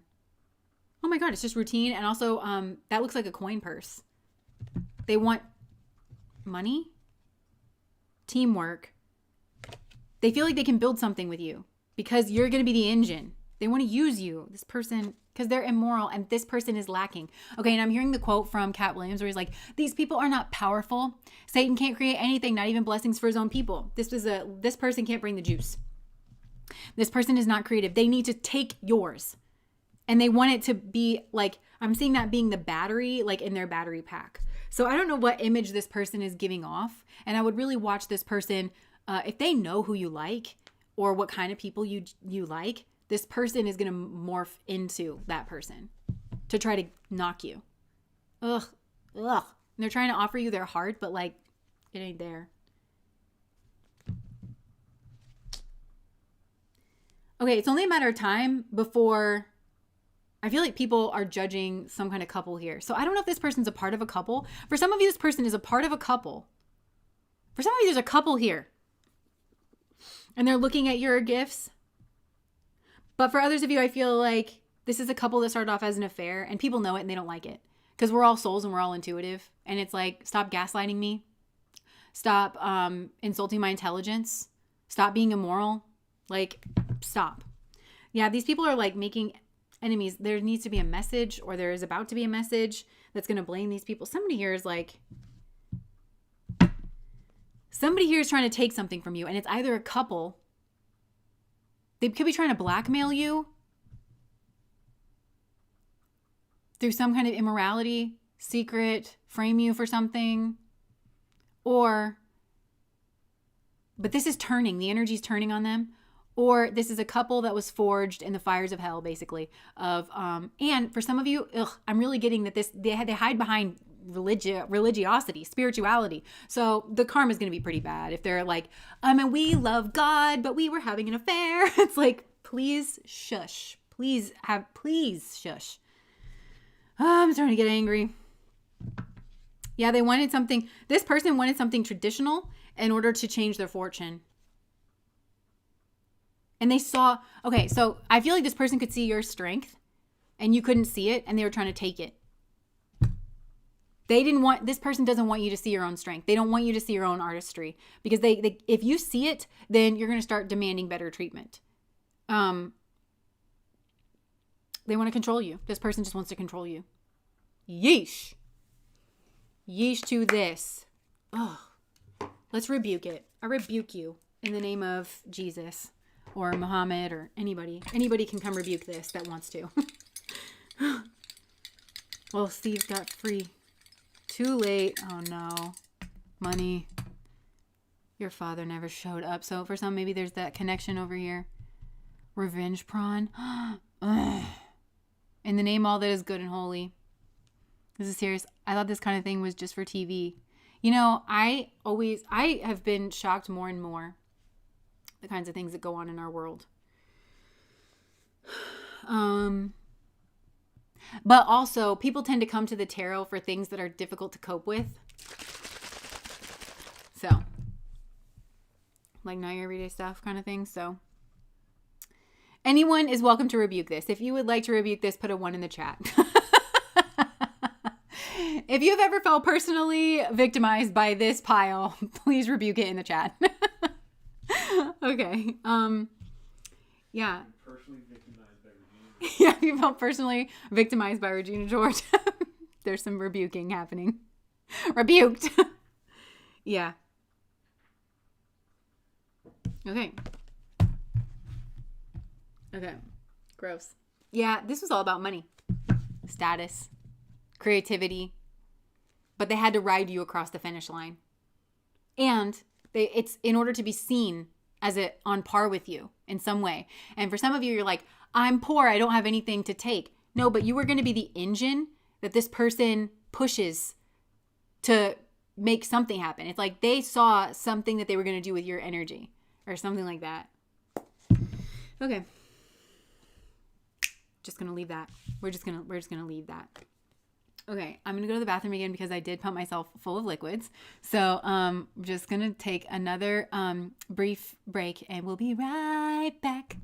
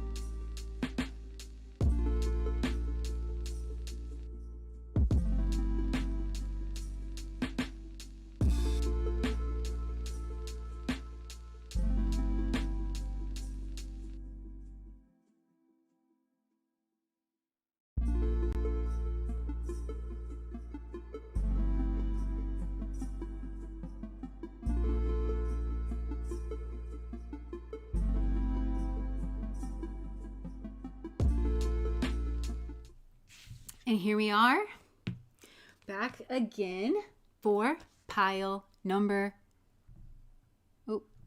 3. Kairos. All right. Compassion. Okay, so I do feel actually that this person has strong compassion for you. In case you were wondering. They see something that you're going through. Okay, this person knows more than they say that they do. They know more than they let on that they do. And it has to do, this is a very deeply empathetic person. And so this person is very deeply connected to their own empathy. And because of that, they're connected to you in that way. So everything, if you're worried about the way that this person sees you, because there could be some water under the bridge here, then I feel like I'm not saying that you don't have things that you need to account for or whatever, but this person has empathy for you. They do have love for you. They have compassion. They see the truth here as well. I think they see that you've been through a hard time, and that I also think that they see that you are surrounded by negativity, like surrounded by negative people. I just heard sycophants. You stand out. So this person sees you hanging out with a group of people that they don't think you fit in with. This person sees that. And they think that you're too good for these people that are around you, to be honest, and that you're much more different and that you bring much more to the table. So this person actually thinks very highly of you. And I think this is actually a mutual way that you see each other. It's like you both see this like gym energy. I don't know how much you know about the other person, but I think there's quite a bit of mirroring here where it's like you've both had to go through like the muck and the mire in order to like be very different. You see this about each other. But it does feel like at a distance here, it feels like somebody here is like on the outside looking in. And I kind of feel like you are the person that's like looking in here at this person. And this person, this is like heart energy that's coming from them. But it's strong now. There was pressure around this person's heart because this person is soft. Like, I think they were soft in the heart space. And because of that, they had, and you might resonate with this as well, but this is definitely coming through for this person. Nikki, thank you so much for the super chat. They're soft in the heart space. And because of that, that's why they had these like gross little critters that were like trying to like leech off of them. They were really trying to take advantage of their kindness and their empathy, trying to play them for a fool, try to get one over on this person. And they had to learn how to boss up. They had to transform themselves in some way. And they've managed to do that without ruining their beautiful heart energy. They've just made it stronger. And I do feel like I'm just seeing pressure here. And I actually feel like I'm hearing dark forces. This is crazy. I'm hearing dark forces saw this person's beautiful heart energy and they just attacked it. They just like tried to like put a lot of pressure like at that, but it turned itself into a diamond here because that's who this person is. Oh, Angela, thank you so much for the super chat. I didn't mean to miss that. Yeah. So I feel like it pressurized this, but this person has transformed and they've managed to keep that beautiful heart intact, but they are much stronger. And there's an ability to cut through the bullshit is what I'm hearing, because diamonds cut through things. So this is kind of swords energy, but it's actually coming from a cups energy. This is heart energy.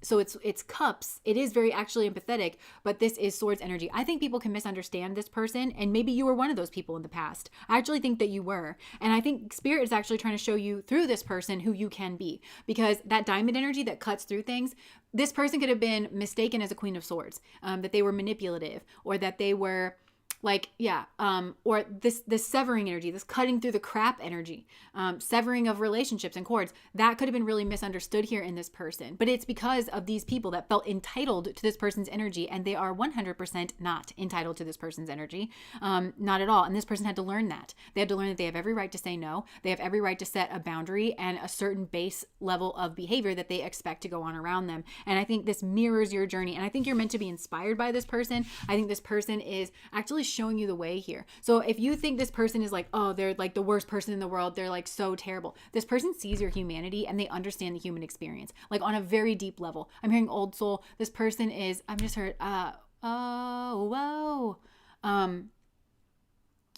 Stay by the Kid Leroy and Justin Bieber. I'll be effed up if you can't be right here. Okay, wait, I do the same thing. I told you that I never would. Okay, I feel like there's a promise here. I just heard promise ring. Promise ring. Ooh, there was a promise made. I think it was from you to them, but take it however it resonates, that you wouldn't do the same thing. I do the same thing. I told you that I never would. There was a promise here that they were going to break a cycle. I won't hurt you again. I won't hurt you again. I'm not going to put you through that again. They're not going to be involved. They won't be anywhere near. I'm hearing that before you incarnated. No. I want to be with you. I want to be with you because you always come back to this person because you always, it's like it takes time to understand this person. It takes time to understand just the fullness of this person. And it's like you always get it when you're on the other side and you really want to make right with this soul, but you didn't in this life. And so I feel like you've been kind of shut out here. But it's like, yeah, I did the same thing I told you that I never would. I can't think of like the next line, but I can tell that it's like important. It's like you can't get past this, like, because that's why I think you think this person hates you. But I do the same. I just keep hearing that. I do the same thing I told you that I never would. So you could have promised this person. I really feel like there's a promise made here, promise ring. So it could have had to do with like an engagement or being together or love, softness. But it's softness, but firmness as well. Like, I'm going to lead with heart energy to you and my heart will give me strength. That's the goal here. And I think it's too late to save this person, like for this person to be protected by that energy. But I think that it still can be like made right here. But this person understands you more than you think that they do. And they understand what you're going through more than you think that they do. And they see you. They see that you're special. Divine intervention. There was a divine intervention here because of the promise that was made. I just keep hearing that. I did the same thing I told you that I never would. There was a divine intervention. Serendipity, catalyst.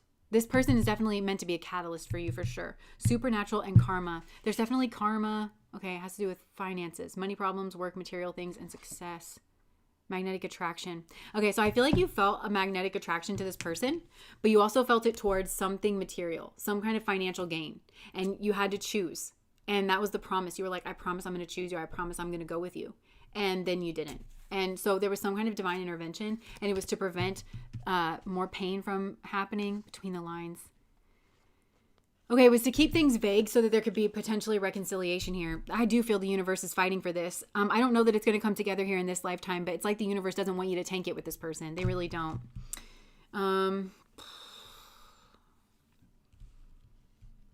Hidden meaning, vague. Yeah, it was to keep things vague, to give you a second chance with this person.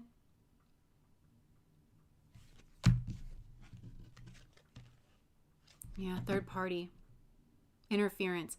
There could have been a third party interference, but there was something about this that was vague. For some of you, you missed the second chance as well. And now things are like being clarified. And now I think you're feeling a magnetic attraction to this person even though you're far apart. For some of you, flip these energies because I feel like it's backwards, but you probably already know that. Like, you know, whichever way this is. And you want a relationship with this person. Or it's like, that's your desire energy. It's like you want a relationship with this person. Yeah, there's a crossroads. I think you want another crossroads to open up. And you might feel that's faded. I think you feel meant to be with this person. You feel some kind of destiny energy with this person.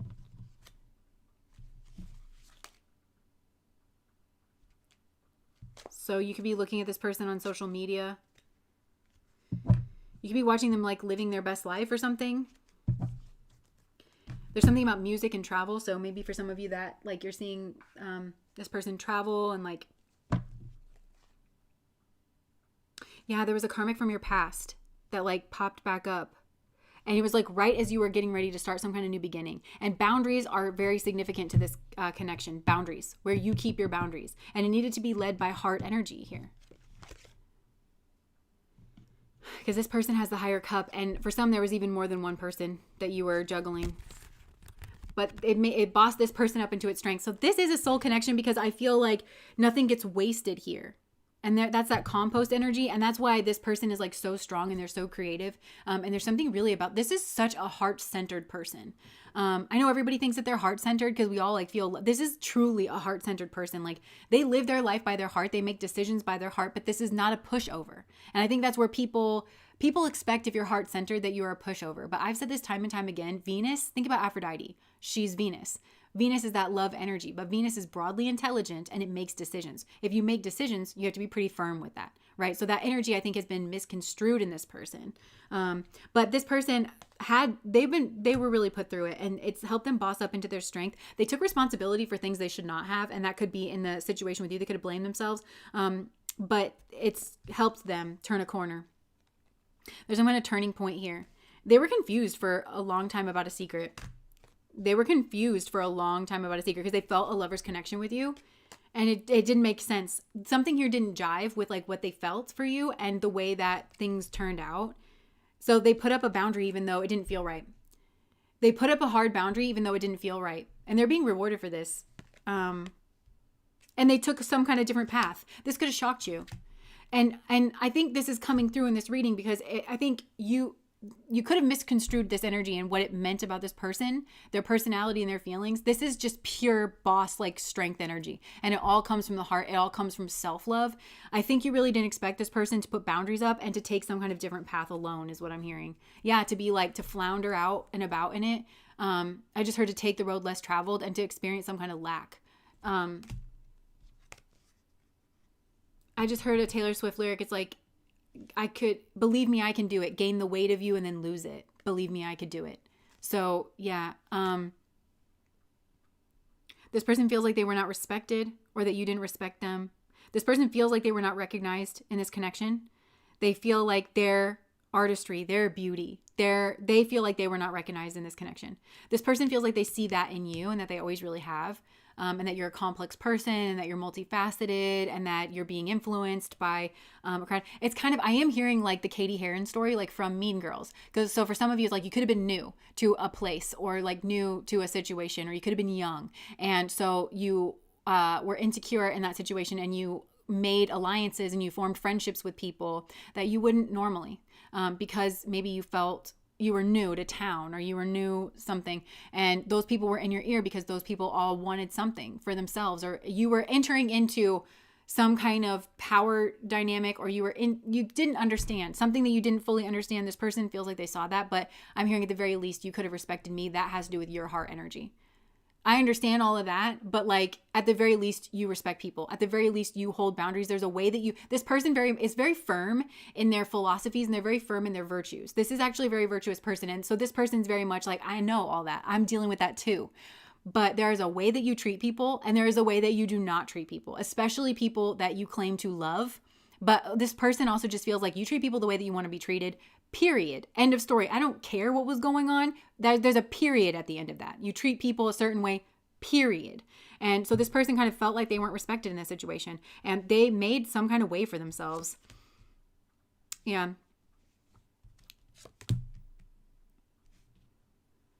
This person loved you. I'm hearing, I just thought the world of you. I just thought the world of you. And, but they felt on an island with that. And so they felt like they needed to make a decision. There's this key crossroads moment.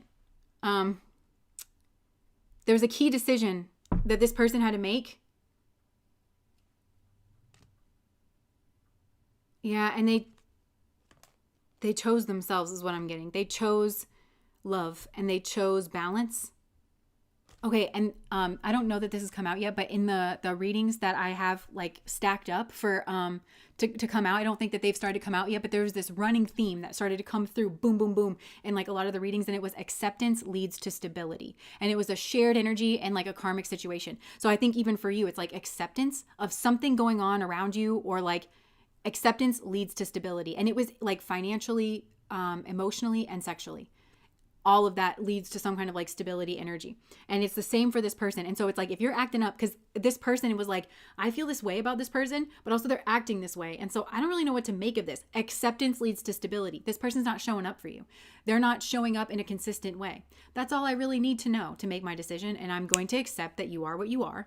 And that's what's led this person. This person like very much prizes like their stability and their peace. They're defensive. This person is in a defensive. So don't misunderstand this person. Okay. See the nuance in this person finally, just like they see in you. So this person has never blamed you. I feel like some of you were at war with this person and you were the only one, and you need to know that. You were the only person in this like low competitive energy. Yeah, I feel like you were looking at this person, you were like hate watching this person, and potentially you had something built with somebody else, and you were like, does this hurt you? Does this hurt your feelings? And this person was protecting their brain stem is what I'm getting. So it's like that reptilian brain. They were acceptance. This person wasn't watching you. If you were wondering that, because this person just accepted, which is what you should have done. is what I'm hearing. But like, they just accepted what it was that you were doing. And then they closed. So they were like, I understand that that chapter is done. And then they did whatever they needed to process their emotions or whatever. But this wasn't continuing for them. They accepted it. And then they even though it was hard, or even though it was grief, or even though there was a lot of unanswered questions or something, all this person needed to know is that you were not there with them. You were not showing up consistently for them. And that meant something about you. And they knew that it meant that they were disrespected. And that's really all this person needed to know. And I think it shocked you that this person was able to discern. I'm hearing the spirit of discernment. This person has the spirit of discernment. This is another misconception about empaths, that they don't have intelligence or empathy, or discernment, and the ability to just hold a basic boundary. And I think you learned that the hard way with this person. And I do think that in order for you felt wounded in this situation, because you see this person, I just heard you see them moving on, and you see them in their Empress energy. I just keep hearing that. I do the same thing. I told you that I never would. There could have been a pregnancy here. There could have been a pregnancy here. And I don't, maybe this person got pregnant, or they moved on, or, or they got married, and then I feel like you were playing a game with this person.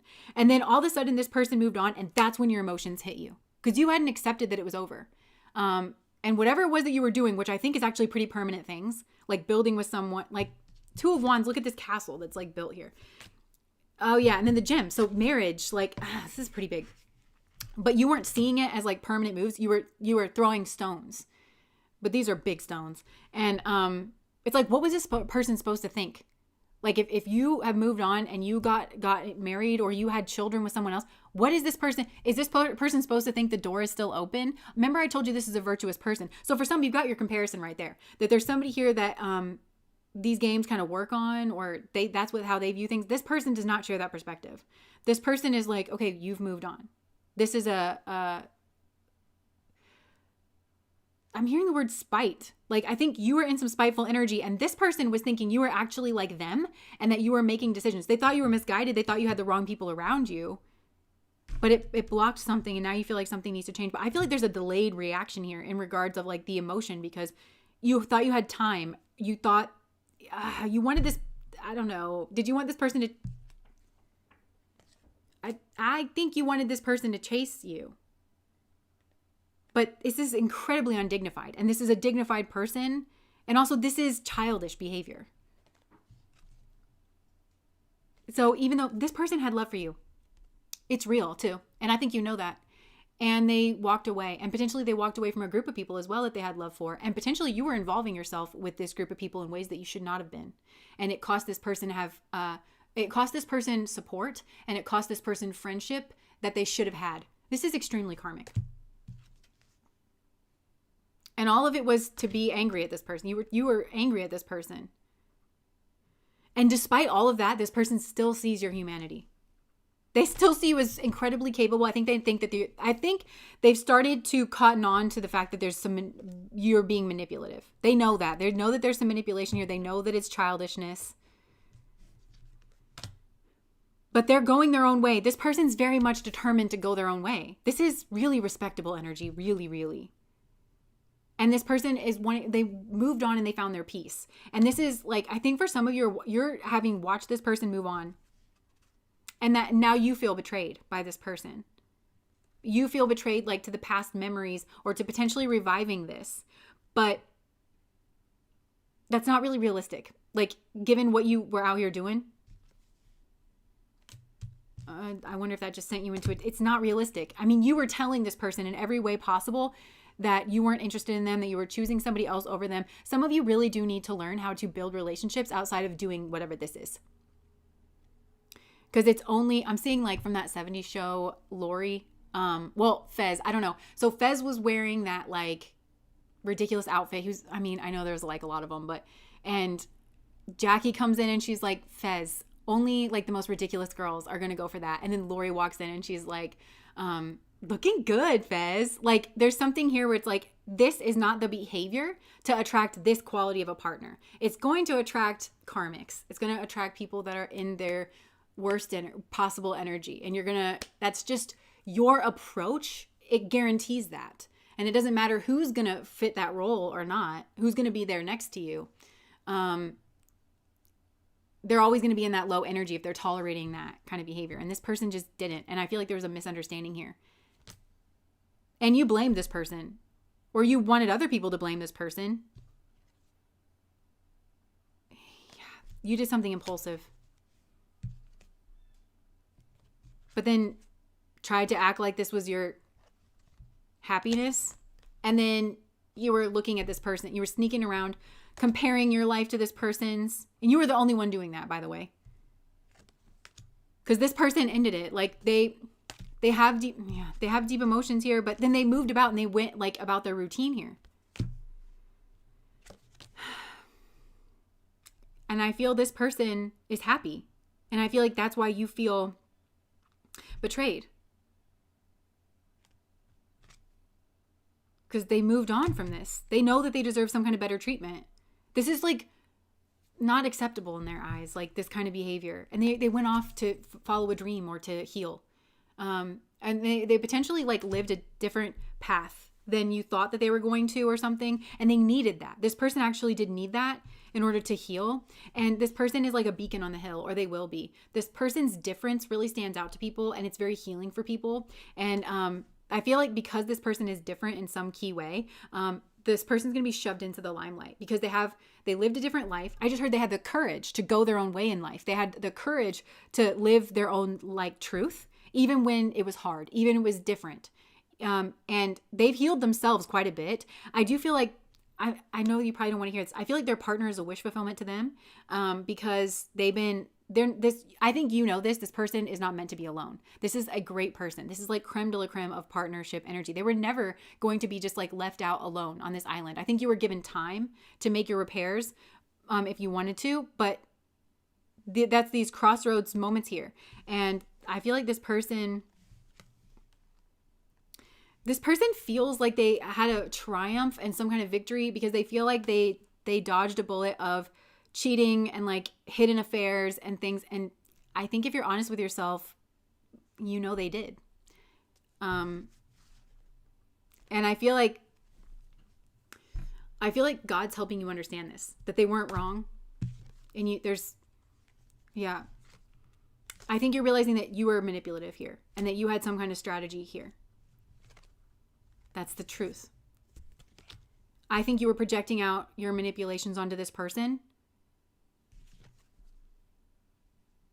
And it's because they're different and they were singing their own song. This person did something that you didn't expect them to do. You didn't know that they had it in them. Ooh, that was like a plane, but it sounded like thunder. So I feel like this is bringing some kind of stormy energy in. But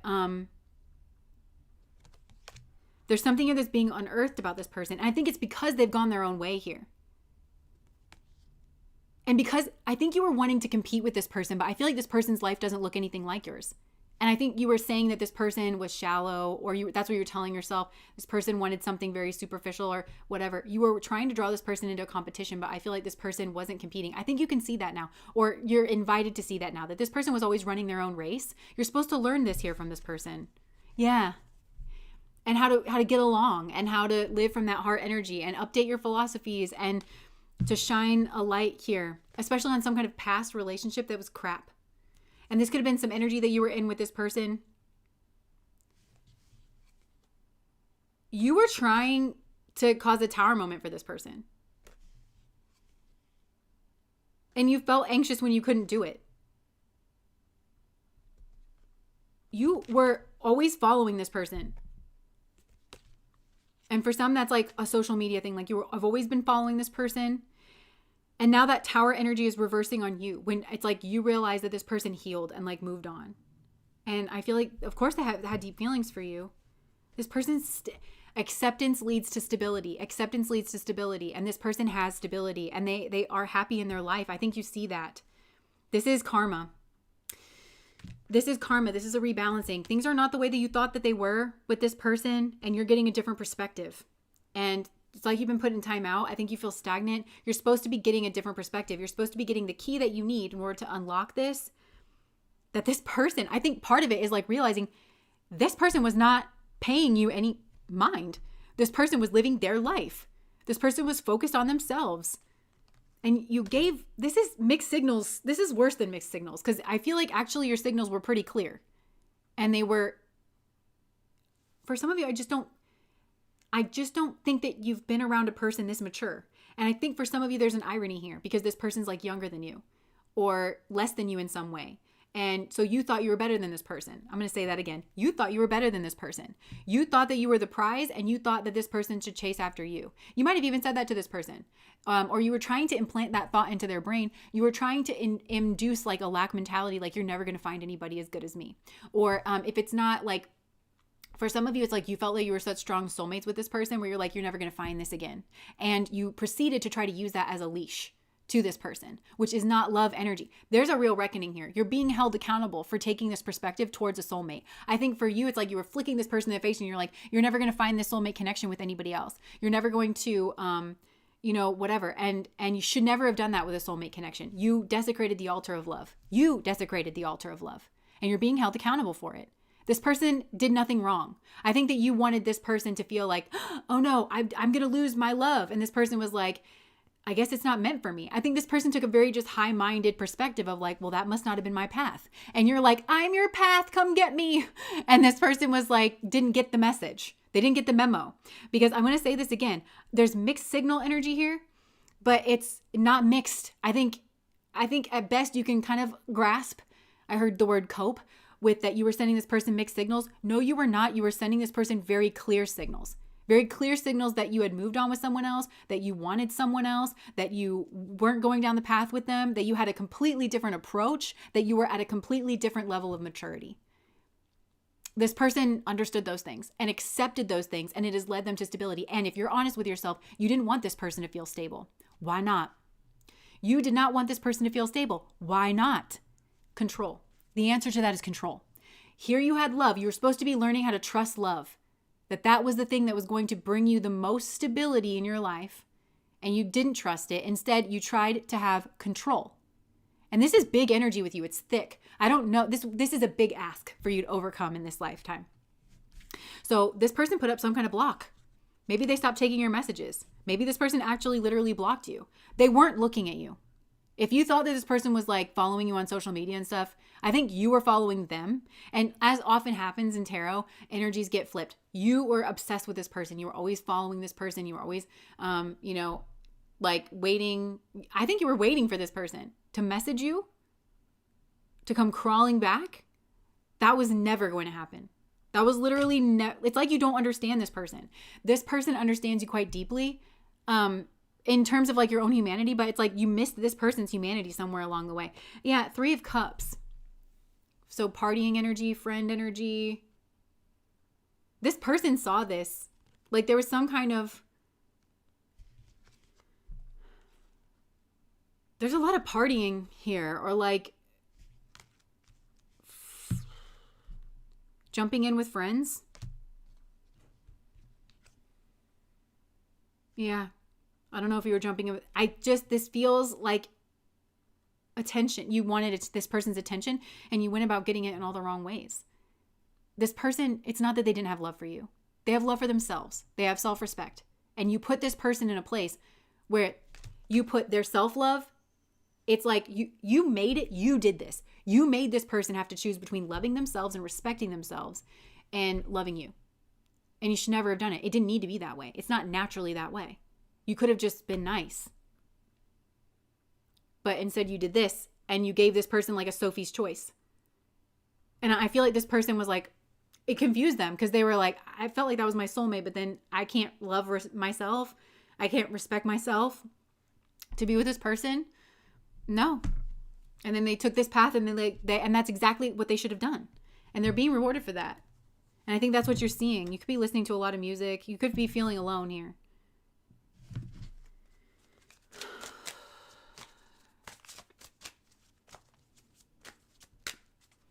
Yeah. Look, family. Date.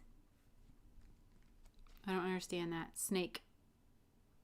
Deception. Okay, so some of you started a family with a snake, or you have a snake interloping on the family that you've created in this energy, but I think you do kind of understand that these are the vibrations that this was kind of built on. I think there's an addiction to like the drama cycle here is what I'm hearing, and that you need to heal from. You need to heal from, I just heard drama starter, shit starter energy. You need to heal from that because this person doesn't want a shit starter around them. I actually think this person is quite sensitive. Like their energy is very sensitive.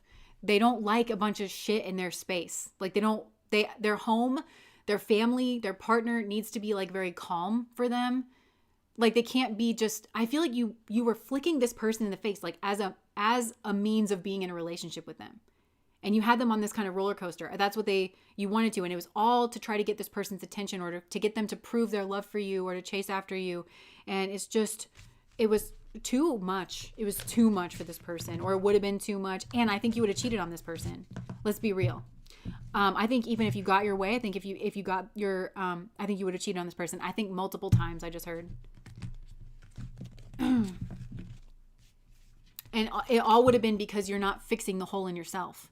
So the universe has allowed this to be ambiguous enough to possibly preserve this soul connection in the ethers and like into the next life, especially because this person is so compassionate, but this person is tired of their good nature, meaning that they're a doormat.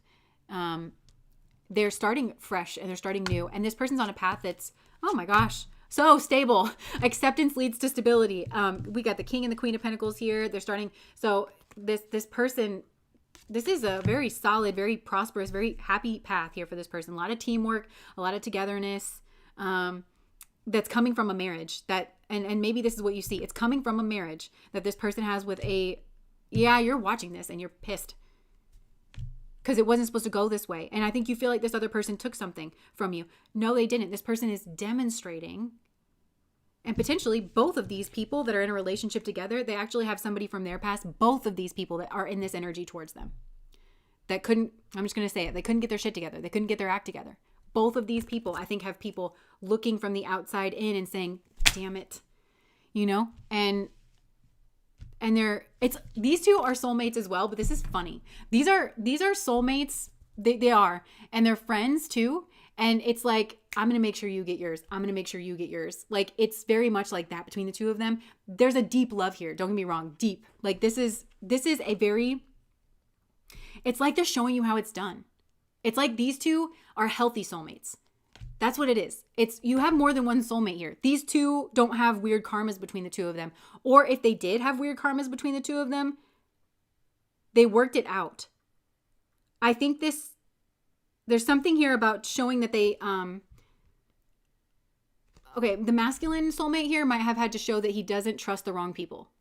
And the feminine soulmate here needed to show something Capricorn, but I'm hearing Shravana, which is like a deeply intuitive energy.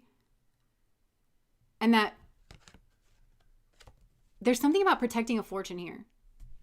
Like these two, this masculine has to show that he will not trust the wrong people to protect their fortune, like that they have together in their soulmate connection. And this feminine is showing that she has intuition that's going to protect their fortune, or it could be vice versa. But I think you're pissed that this person has found a soulmate.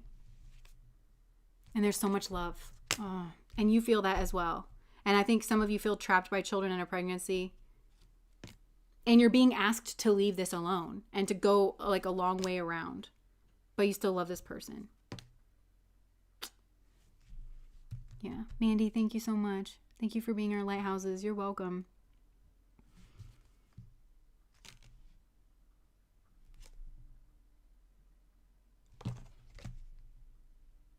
Yeah, it's like you needed to open up. It's like you had a crossroads where it's like you needed to open up and be vulnerable, or you needed to be defensive. I think some of you thought you were like the only one, or like that you were like,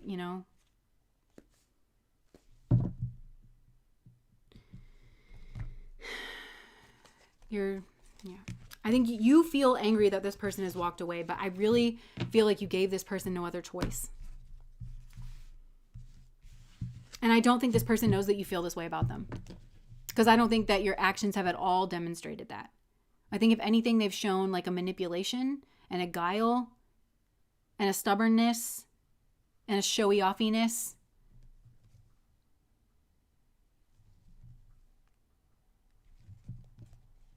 It's like you were trying to act like you were a pinnacle that this person needed to reach or like live up to.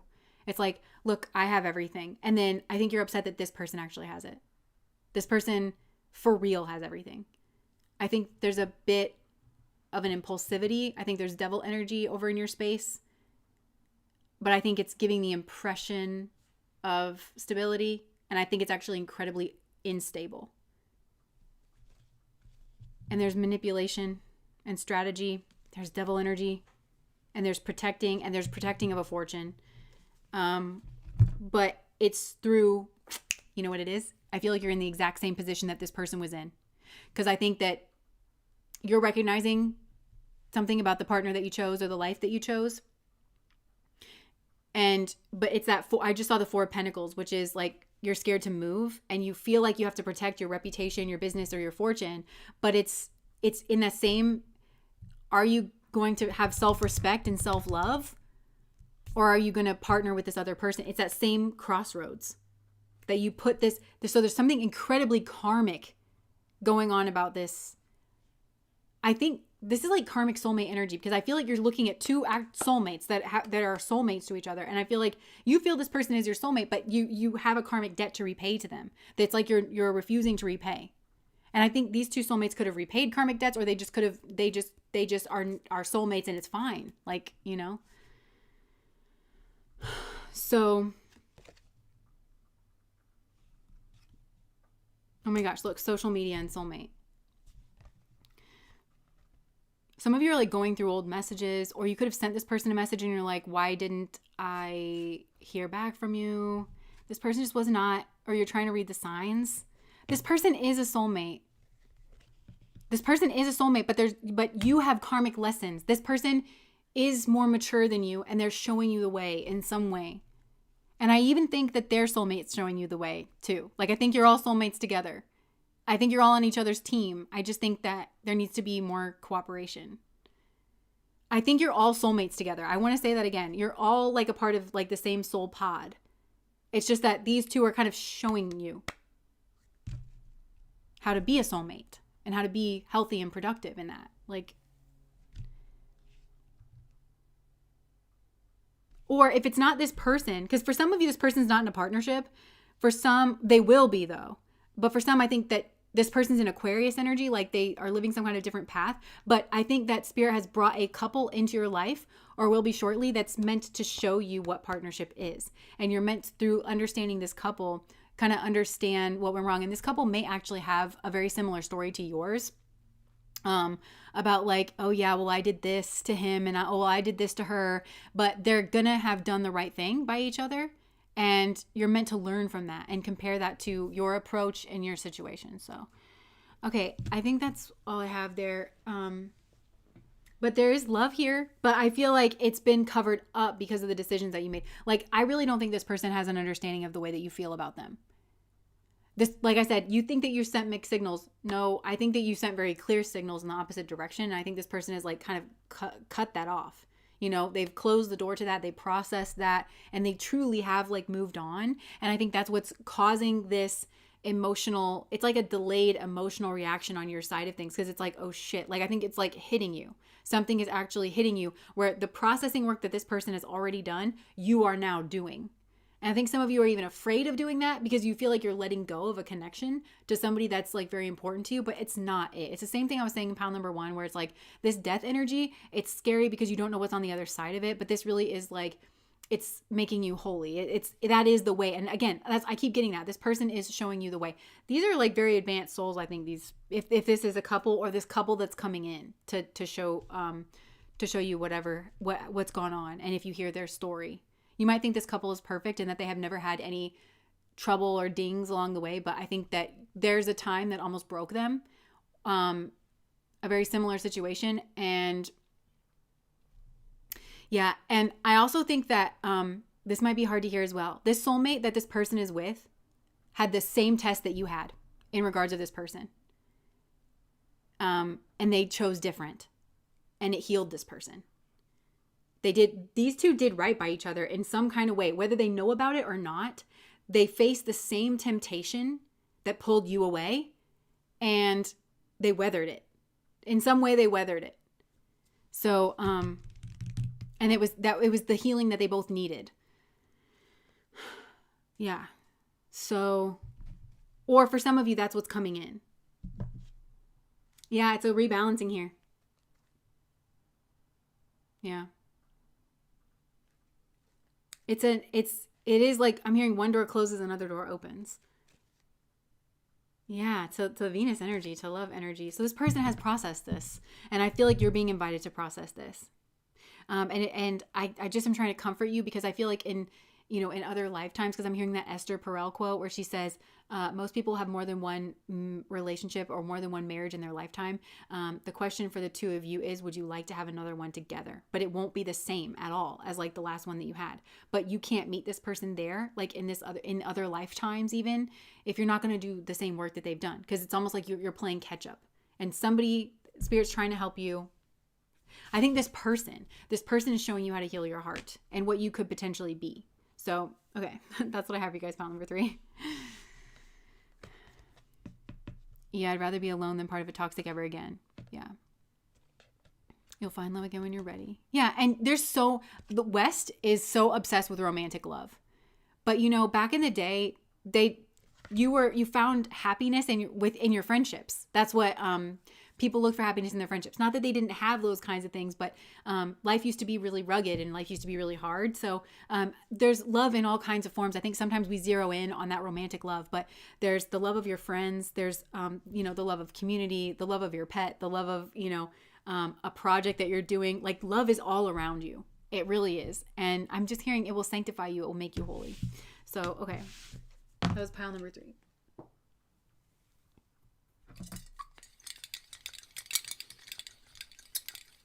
Okay.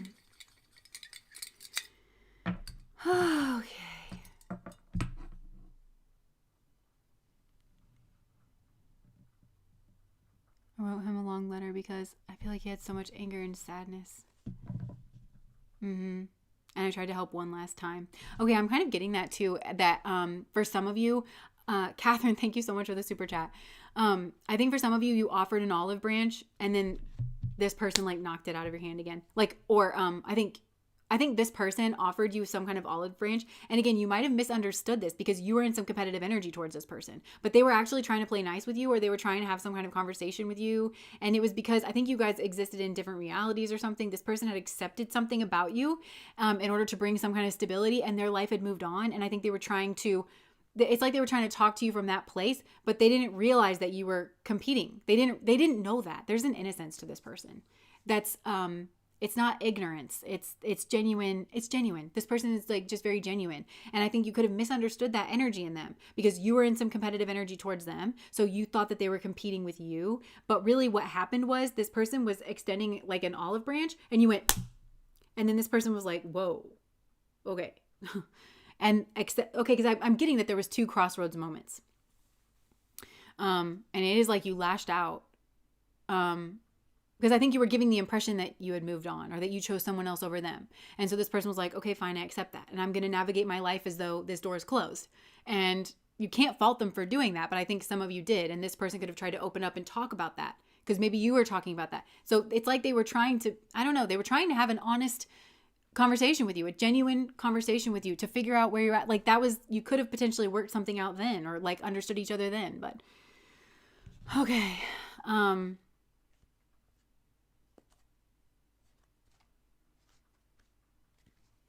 All right. We're going to close that. And we'll get some general messages. This message gave me so much strength. I've been wanting to hear from his perspective. Nice. I was trying to have a grown-up talk. Then we have the experience of energies are flipped, and then Jess starts praising the person you think you are, and you talk yourself out of it. Well, I do that when I listen to tarot too. But to me, all of this is such a perfect experience, because I do think that a lot of us are learning how to follow like our own intuition and stuff. Like, so I don't think that means anything's like wrong, you know?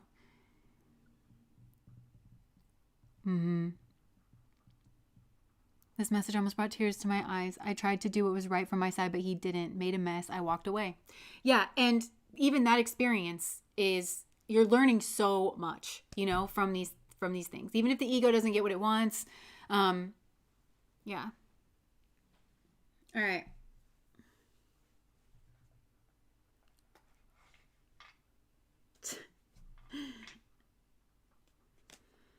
I just reached for a message. I only believe in science and facts. I'm planning on calling you soon. For some of this is a telemarketer. Why are you telling us about this? I secretly admire you. Okay, I don't want to get any messages actually. Okay, so let's see.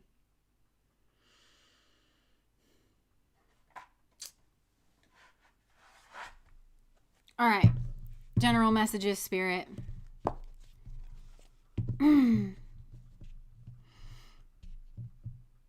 I don't think he's who I thought he was. That like really sums up a lot here. I think that was the realization that that pile 3 person had. It's like, I don't think this person is who I thought that they were. They must not be, you know? Okay. Spirit, what do you... New energy, new energy.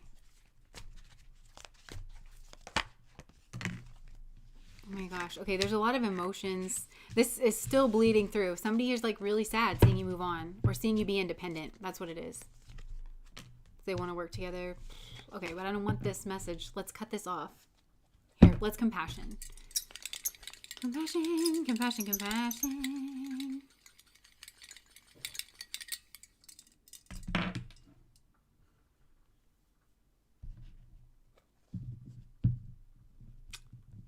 I wasn't aiming at romantic. I was being a genuine, caring person because the people around him were shite. Now he sees that. They even made several attempts on your life. Oh my gosh.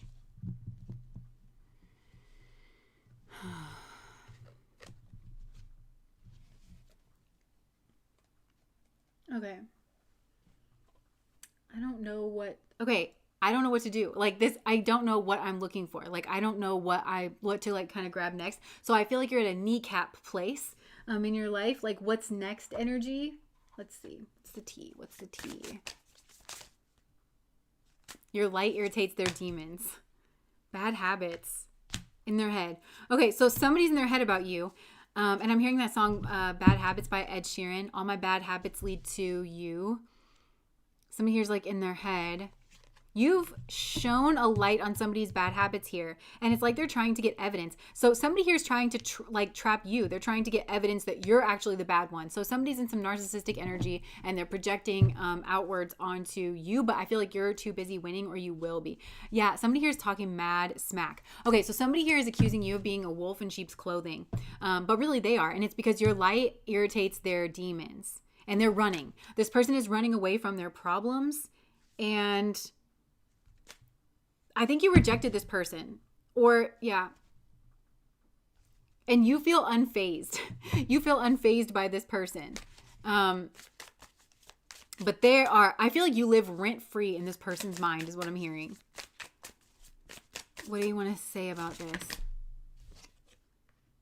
Groupie, running, and legal issues is at the bottom of the deck. For somebody's trying to frame you for, like, they could be trying to accuse you of something, but I feel like Spirit's just telling you to dust it off because they're clout hungry. And this says anything, does anything, makes shit up dramatic. So I feel like this person is accusing you of doing this, but this person really does this. And they're a happiness hater. So this person, I feel like this person cannot accept their own bad habits here and their own toxicities and their own addictions.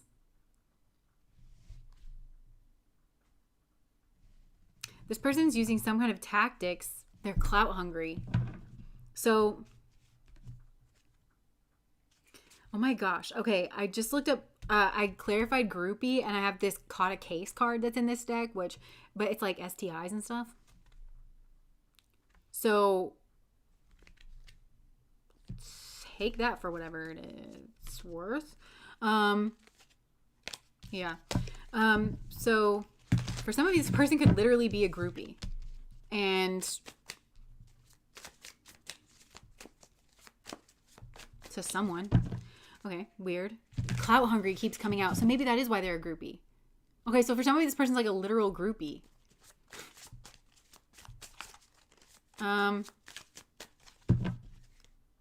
But they have a bruised ego.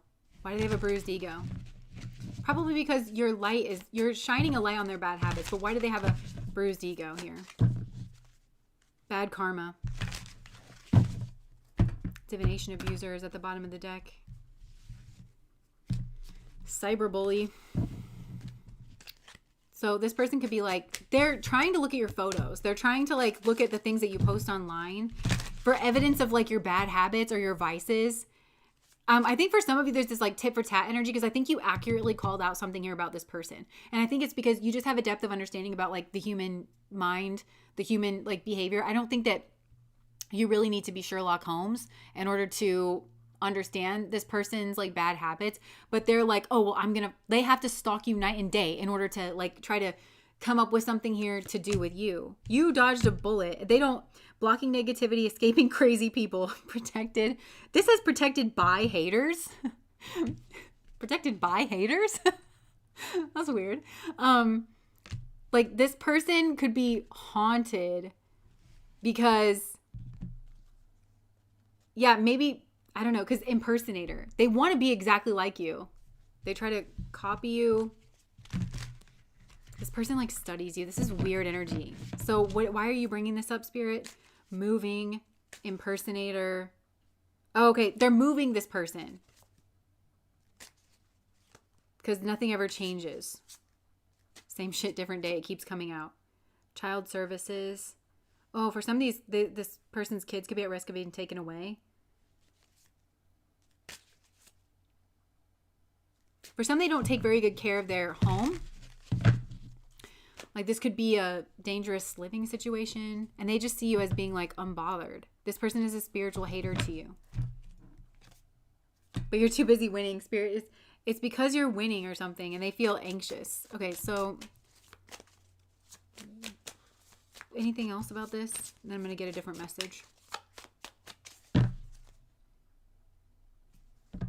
As if I'd post vices online.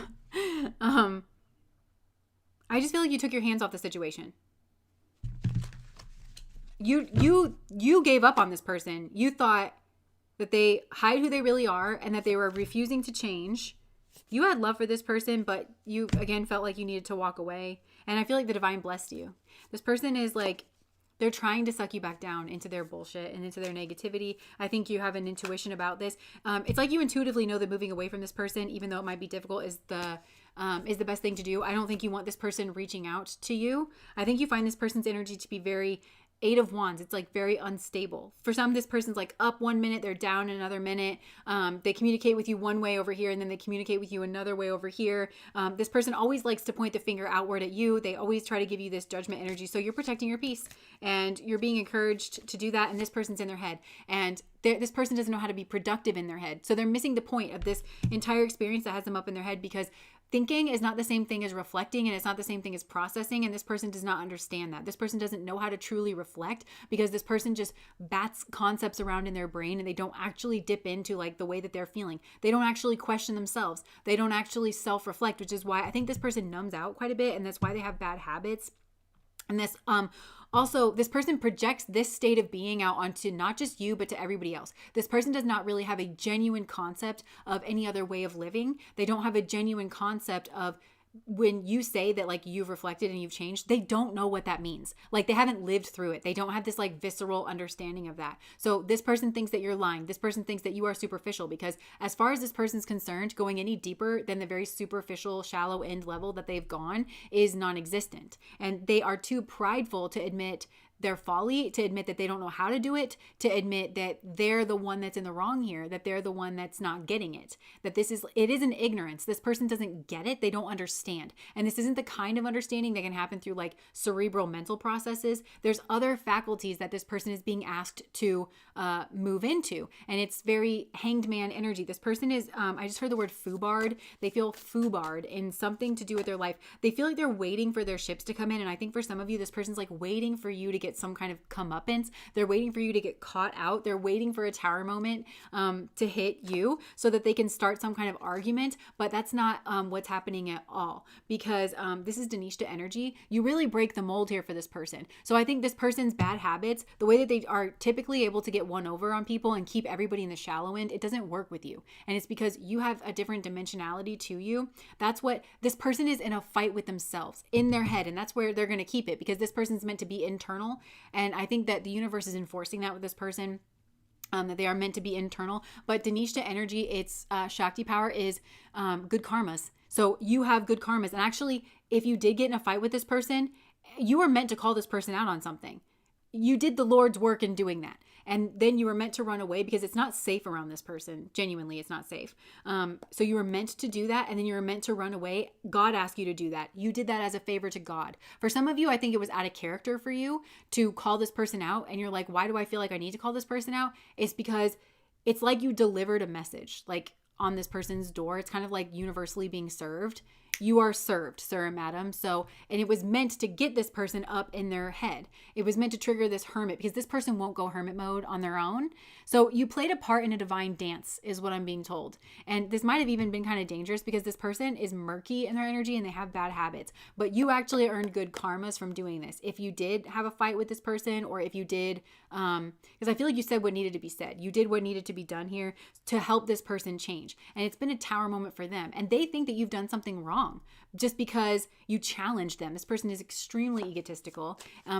This person does not know how to truly be empathetic and to put themselves in other people's shoes. This person has no idea the way that they come across. They have no idea the way that they communicate. They don't understand why you don't like them. They don't understand that many other people do not like them. They don't have that ability. This person kind of thinks that the sun rises and sets in their own rear end, and they need to not think that anymore. It's actually a problem, and this person doesn't think it's a problem.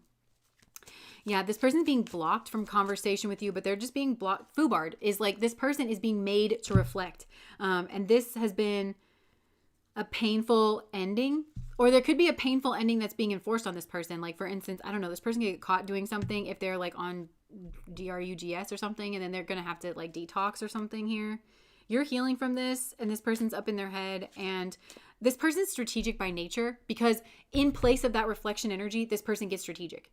Like, that's how they solve their problems. They're like, I feel uncomfortable. I would like for this to go away. I have to get strategic about what action I'm going to take in the external world to alleviate my pain. But they're just pushing the food around on their plate instead of actually processing it, digesting certain things, and like letting it pass through them. This person does not understand how to do that, but that's what they need to be learning. Is it a big jump? Absolutely. But this is the best thing that could have ever happened to this person. You are the best thing that could have ever happened to this person. And unfortunately, and for some of you, I'm hearing your spiritual teacher or like your guru or your guide saying like, this is what it is like. Like, I think maybe you had a moment like this with your own guide, with your own guru in the past, where you couldn't, this is a hard leap to make, you know? Because this person is in some devil energy, and you're right to cut them off, because you realize that love is not on offer here. And I think you started to dream a dream, or you're being encouraged to, and you're being encouraged to go your own way. This person is too focused on you, though. It's like they're being foobarred, but this person wants to move forward. They really think that having an argument with you is going to move them forward. They're really in for a shock when it comes to that, because it's just going to move you forward. This person's so strategic. They want strategically to make you cry. They want to get you in your head. This is a terrible human being. So I just want you to know what kind of person we're dealing with. This is the kind of person that's like, I want to make you cry and I want to get you in your head. I'm going to take strategic, thoughtful action in order to bring that about. And I'm going to call that karma. That's not the universe. That's not God doing that. That's this person being an asshole. And they can't comprehend that. They think they are God. This is like an egomaniac. They think that they are God. They're like, the universe moves through us. And it's like, the universe is asking you to be reflective. The universe is asking you, I just heard, put down the mouse. Stop clicking on things. The universe is asking you to stop. This person's just like frantically doing. Not every problem is solved through doing. It's being energy. It's reflective energy. This is like genuine. For some, I think this person works in the spiritual community where they talk about spiritual concepts, but they don't actually get it. It's like they seek to milk from the spiritual space. They could be accusing you of doing this. But it's because this person has not genuinely reflected. It's like they regurgitate.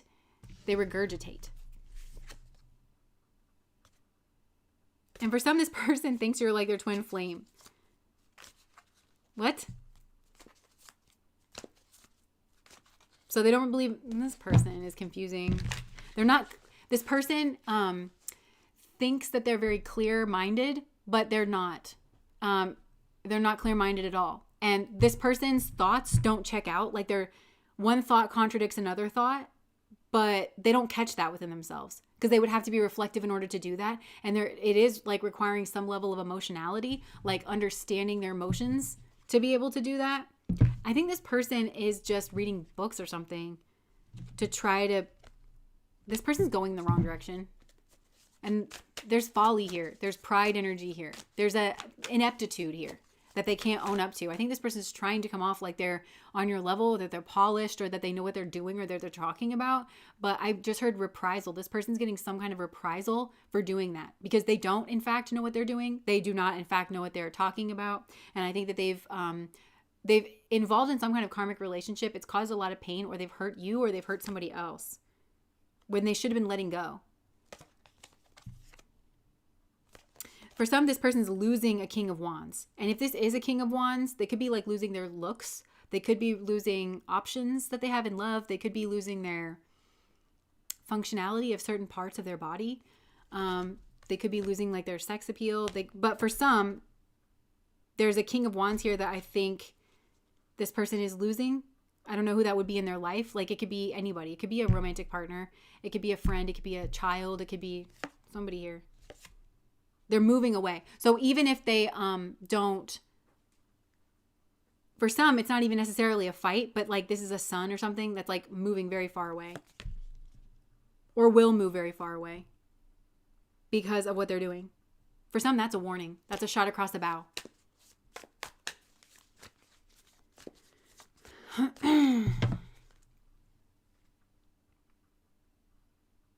Yeah, and they're watching you succeed. And they're watching you get credit because this person doesn't give you any credit. So there's something here about a sun. And it's very, don't mess with me.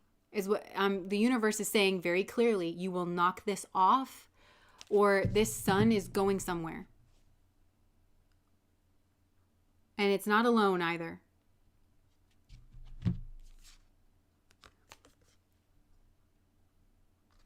Uh-oh. The sun could be manipulated into chasing fame and fortune or something. Yeah. And moving. This is huge karmic energy. Stop doing this. Whatever you're doing, you need to stop. Yeah. This like folly energy. Why is that happening? Because you're arguing instead of taking responsibility. I think part of it is protecting the sun actually as well. Because they don't want this kind of behavior to rub off onto him. That's so specific, but yeah. Oh, and I can't wait until he leaves. Yeah, he might leave. Because they're going to recognize the bad habits here, and I think they may have some kind of photo proof. But also this sun could be framed for something. Or no. Yeah. I don't know, or taken in by something.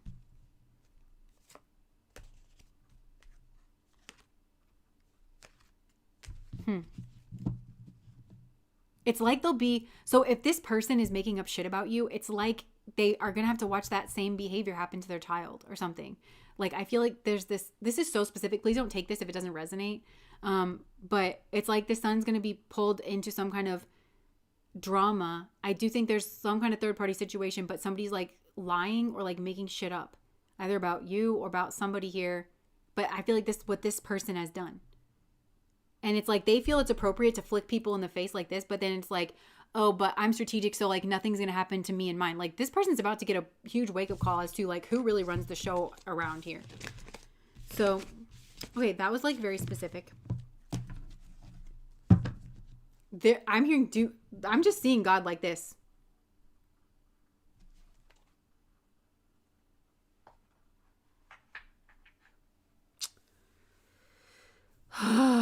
But all of that would be karmic. So like this child would have, because there's some kind of karma that this is why this is so abhorrent, is because this person that's focusing on you, I think they have a son, they have a child.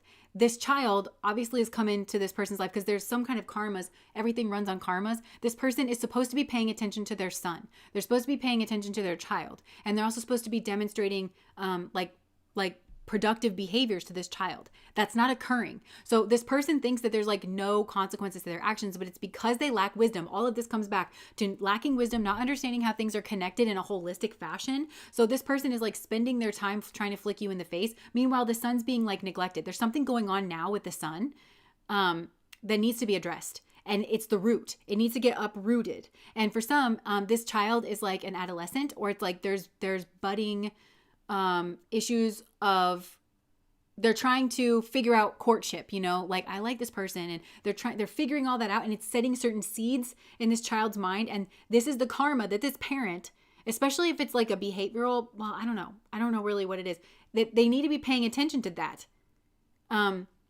There's a lesson that's not being learned over here, and it's because this person is too busy focused on you, and they absolutely should not be. This is like a sin. It's an error.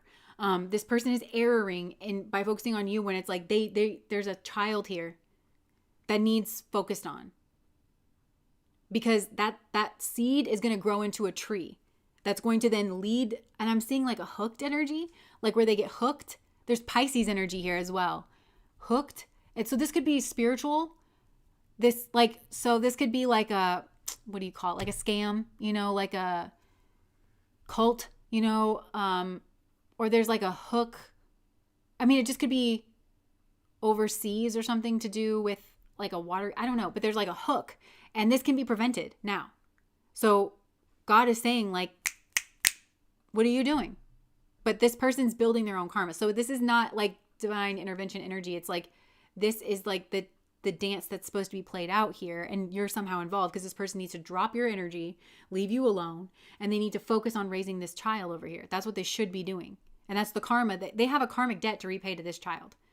They owe this child being raised and tended to and cared for.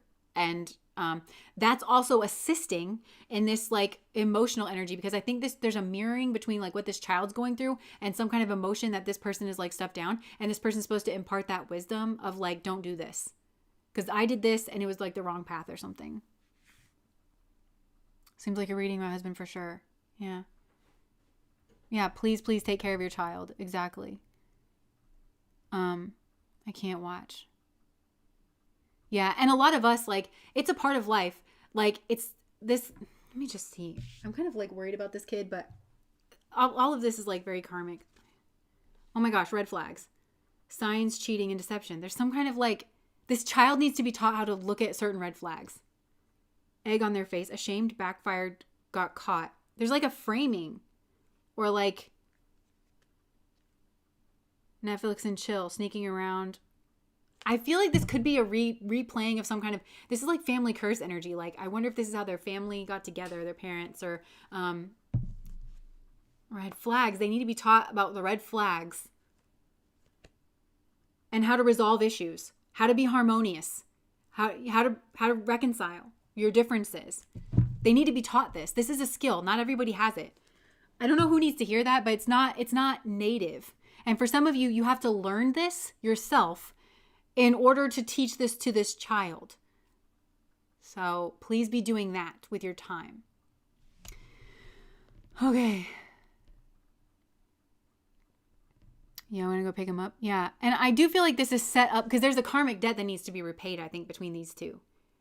And it's almost like, because there's something here about like, like the behavioral parent. That's kind of what I'm getting. It's like, I think this is a father and a son, because the father would be the behavioral parent. This is what we do. So I don't even know that you could get across in the same way. to this child. But it's set up that way because there's a karmic debt that needs to be repaid here. And I think it might have to do with you, though, because this father's karmic lesson. And the son, this as a soul, just as like take the family structure out of it. This son as like an eternal soul has the same karmic lesson. So it's like they're trying to figure it out for each other. Like this soul could potentially help this other soul, but also it's clearing up its own karma by learning that lesson. So they're helping each other in that way. Does that make sense? I don't know. Okay, I don't know. That was crazy. That was like very specific, so please don't make that fit if it doesn't fit. But there's definitely something to do with that. Hold on. If you are the mom, I just want to see like what you can do. I'm sorry, I don't play where kids are concerned. Let's just see, what can you do? The Emperor. So I don't know if there's if you can point out healthy men, or maybe you can share stories about the men that made a difference in your life.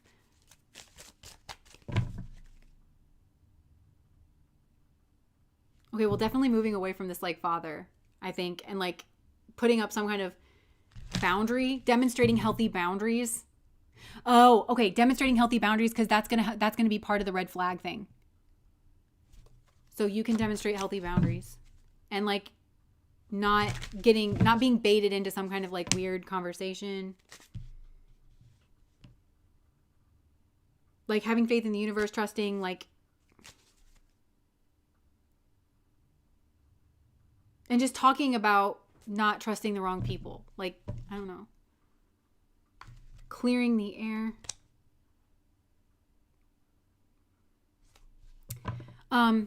Talking about God or like your own path. Like, don't make this like a thing. Don't make this a thing. Just be natural. It'll come to you. I just heard it'll come to you. Just be natural. I don't know. Okay, that's all I can really get for that. So, okay. This is me asserting myself. Okay. I never forget. Can I help this child as a person who's being focused on unnecessarily? No, I think that, because I think, let me just ask actually. I think you are helping this child because it's like, remember how I was saying like this person's focusing on you and it's like they don't have the skills. This parent is like projecting all over you.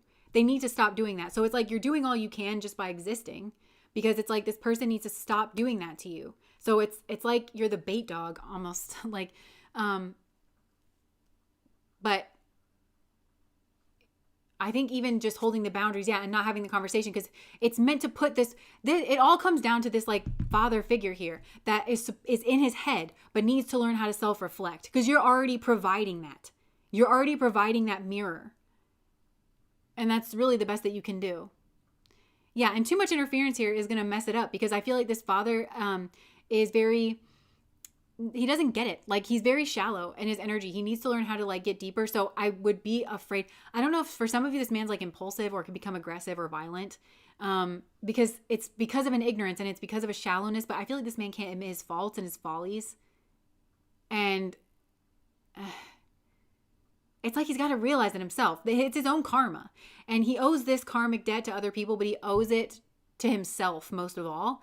And it's like if he can figure that out for himself, then he can potentially say this to his child, where it's like, please don't get swept up in karmic. This is like karmic relationships, and avoid, like, he should be teaching his son the red flags, some kind of red flags, so his son doesn't get pulled off the course here. But I mean, this son is its own soul too, and there's going to be stronger ones and weaker ones here. And they have friends, and I just heard Critica. So, I think there's friends and their friend. Okay. So they're actually sending in help actually for this. They're waiting. They're giving this dad like an opportunity, but I just heard they're sending in friends and like their friends' families to demonstrate like healthy family structure. I just heard they always do this. There's always some kind of like friend energy. They never leave somebody completely stranded, but it would just be nice if this father who has a father-son relationship with his child could sit down and have a direct conversation and could make himself vulnerable, and this child could make themselves vulnerable, and they could have a productive conversation. But I just don't know that this guy can have a productive conversation. But this child will be in their friends' houses a lot, I think. I think home's probably unpleasant. For some, it's literally unpleasant. Like, it's like there's a squalor kind of feeling. There's like a neglectful So for some, it's that, or like there's smoking in the house or something, or just energetically it feels off. Because I think this is actually a sweet, sensitive kid, is what I just heard. A very sweet, sensitive child. And I'm seeing the moon. So that intuitive energy, some kind of cyclical energy and mom energy is helping this child as well. That's all sent in around this child to bolster the karmic lesson that's being learned between him and the dad. So mom is a support, family is a support, cycles are a support, intuition is a support, country even is a support, like the cultural things in the country, and other of their friends' moms, I think, and other of their friends' families, and potentially they will be there to witness certain cyclical events within the families, these families that they're a part of. So I don't know, and witness how those families sort of operate or deal with something here. And also like just being in other friends' homes and like understanding what's going on secretly. It doesn't feel bad, but it just feels like what is behind closed doors and in other families. Getting that idea, I think it's helping this child as well. And some of these are like very bright, beautiful souls that are actually trying to teach their father this, but this father owes them a karmic debt. So for some, the son is actually the stronger energy here on a soul level. Actually, I think that's probably true for most. But it just would be nice if he didn't have to do everything himself and like stumble and learn and potentially get pulled off track and ignore the red flags in his like early adulthood or something. That would just be really nice, to not have to like do that. But I do feel like the son is, they don't want you to worry about the son. Like now they're coming in and they're like, don't worry about it. It's just, this father owes a karmic debt to this child. Okay. It's crazy. Sounds like your dad. I just had a vision of the kid from The Shining, and he was psychic. Yeah. Yeah. He's big on the bait for weird conversations. Yeah. Kind of hard not to worry. I'm hearing that Eckhart Tolle quote that says worrying pretends to be necessary. Because worrying doesn't actually solve the problem, and it doesn't actually move the dial in a lot of ways. Oh, so maybe that's how you mirror this like father energy too. Because like, remember I said he's up in his head, but Eckhart Tolle says worry pretends to be necessary, because worry is not the same thing as problem solving. Worry is not the same thing as like, action or something. So this is even teaching you like, I just heard, see how this all works. See how this is all so holistic. So part of it is having respect for these souls that are coming in and just understanding that it's giving everybody an opportunity to chew on what they need to chew on. Not that you shouldn't care. And they're also saying worry is not the same thing as love. Worry is not the same thing as love. So I'm going to leave that there. This was crazy. This whole reading was crazy, and it was not what I thought it was going to be. So, yeah. I saw this meme that says worrying is like worshiping the problem. Oh my gosh, it is. Yeah. Such a good reading. Okay, well, I'm glad. Sometimes people get upset like when it kind of goes off the rails a little bit. But again, I think that's learning how to go with the flow, and that sometimes the question we think that we need the answer to, this feels important too. Sometimes the question that we're asking because we think we need the answer to that question in order to understand something and to know what we need to know. Sometimes like that's the wrong question, but we just don't know it. So, or it's the wrong information and we just don't know it. So, oh, interesting. And Harmonious Brothers. The gem did come through though. Out of all these messy situations. Yes. Oh my gosh. Yes. And that's why we're here. Like the human realm is not a perfect realm, and it will never be that. And yeah, Aubrey, thank you so much for the super chat. So, I'm hearing also, it's like, it's not a perfect realm. And even with your kids, like those of you who are raising kids, it's like, they're never going to be perfect. And life is never going to be perfect for them. And the purpose, okay, so taking the perspective that they need to be able to handle themselves in an imperfect world. They're going to make mistakes. That's going to happen. Like they're going to go through the whole gamut. They're going to have their heart broken. They're going to, do things that you don't want them to do. They're going to have to learn their own lessons. Like all this is part of a human experience. And we all respect each other enough to come in here. And that's not the same thing as me saying not to love your child or not to raise them or anything like that. But the Kali Yuga sucks. Oh, thank you. It's been a big problem for me. He sometimes uses the treatment of the child to bait me. I have big mama bear energy. Yeah. I came from a family where that was a lot of what was going on. Roller coaster reading for sure, but sometimes we need our expectations to be flung around a little bit. So true. So true. So true. Okay, so I'm going to leave that there. We sell candles, if you're interested in that. And I'm sure there'll be a link here if you want that. Link in the description. Oh, maybe, well, you don't need to buy my candles to do anything. But first, if you, I don't know, the truth serum cord cutting energy might be helpful to unearth the truth of certain things. So that's our best selling candle by far, I'm pretty sure. And we just, wait, is it October? Do we have a sale on the ritual candles, babe? What's that? Do we have that sale on the ritual candles? Because it's October. I actually didn't set that. No. Oh, okay. We'll do that for next week. We'll do that for next week. Okay. So I guess hold off on buying a ritual candle if you want that, because it'll go on sale next week. We have them back in stock, but they're about to go on huge discount because the month of October is leading us up to Samhain, which is one of the fire festivals. Beltane and Samhain are the two like pagan fire ones, and we sell candles, which is like fire. So we wanted the ritual candles to be on sale for the majority of the month of October. So they're going to go on crazy discount. I know what we talked about, but I just want to make sure Alex is okay with that before I announce what that is. But it's pretty significant discount. So if you want some of the ritual candles, if you want to poke around on our website this week, figure out what it is that we have. And so when it goes on sale, you know which ones you want. Those go on sale this week, and I'll announce it to patrons and then on YouTube. They'll go on sale this week. We'll announce it on Patreon, so you guys can. So sometimes we run out, and so if you guys want to, get those, and then we'll announce it next Friday. So sale on ritual candles this month coming at ya. Okay. Diwali's on Samhain this year. Love that. Okay. Cool. That's what I have. Is there a live tomorrow? Yes. Thank you for reminding me there is a live stream tomorrow. Do you remember what it is, babe? We were just talking about it. Yeah, the live stream tomorrow is How would Spirit revamp your life? How would Spirit revamp your life?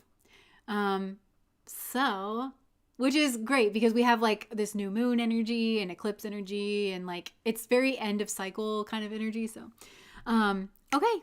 This is church for me. I'm so glad. How did you get unsuited on Patreon? I don't know what that means. Like unsubscribed? Probably a Patreon issue.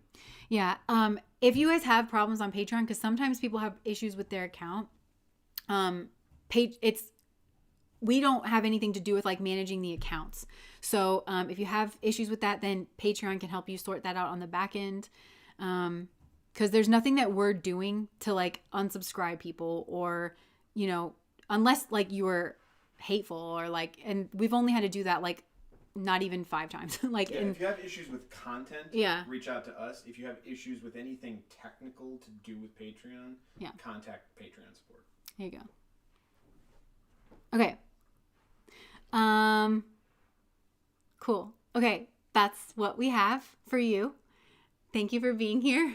And I'll see you guys tomorrow. A lot of you that are, patrons. Okay. I always suck at wrapping this up. Alex always tells me that too. He's like, the only thing that's rough is like you signing off, like you wrapping up piles and you signing off.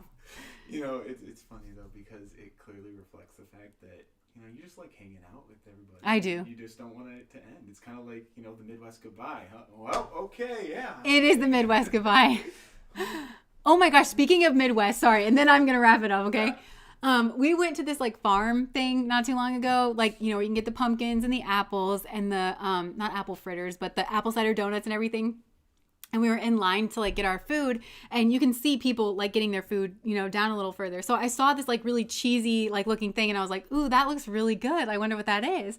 And everybody was telling me, they're like, oh yeah, that's a piece of pie with cheese on it. Like cheese melted over it. And I was like, what? I have never seen that before. Like it sounds like kind of good, I guess. Like, I would rather have ice cream personally, but, or just plain, but it does make sense. And everybody was like, that is such a Midwest thing. Like, you were born and raised in the Midwest. You've never seen anyone like melt a cheese over their pie. And I literally have never seen that. So I just found that so strange. Apparently it's like a big thing in a place that I've lived for a lot of my life, not my whole life, but I don't know. It was just weird. So I don't know if people put cheese on their pie, but with the leg slap, just by Felicia closing. Yeah. So no, it wasn't I don't know what kind of cheese it was, but I mean, it's like all farm fresh. So I don't know if they make their own cheese or what, but like, thank you. Like, I'd never seen that before. But anyways, I don't know if you want to try to put a slice of cheese on your pie. I don't know if I want to try to put a slice of cheese on my pie, but I'm just letting you know that people do it. And I saw it and it looked really good because I saw the cheese, but then it was a pie under there. So anyways, okay, that's really all I have for you. Thank you guys so much for showing up here. It was a fruit pie, I think. I'm pretty sure it was an apple pie because they had like all apple stuff. So I'm pretty sure it was a fruit, like an apple pie, and then they just like melted a cheese over it. So I don't know. Food for thought, or actual food. Take it however you want. Okay, so that's all I have. Okay, I'm going now. Bye.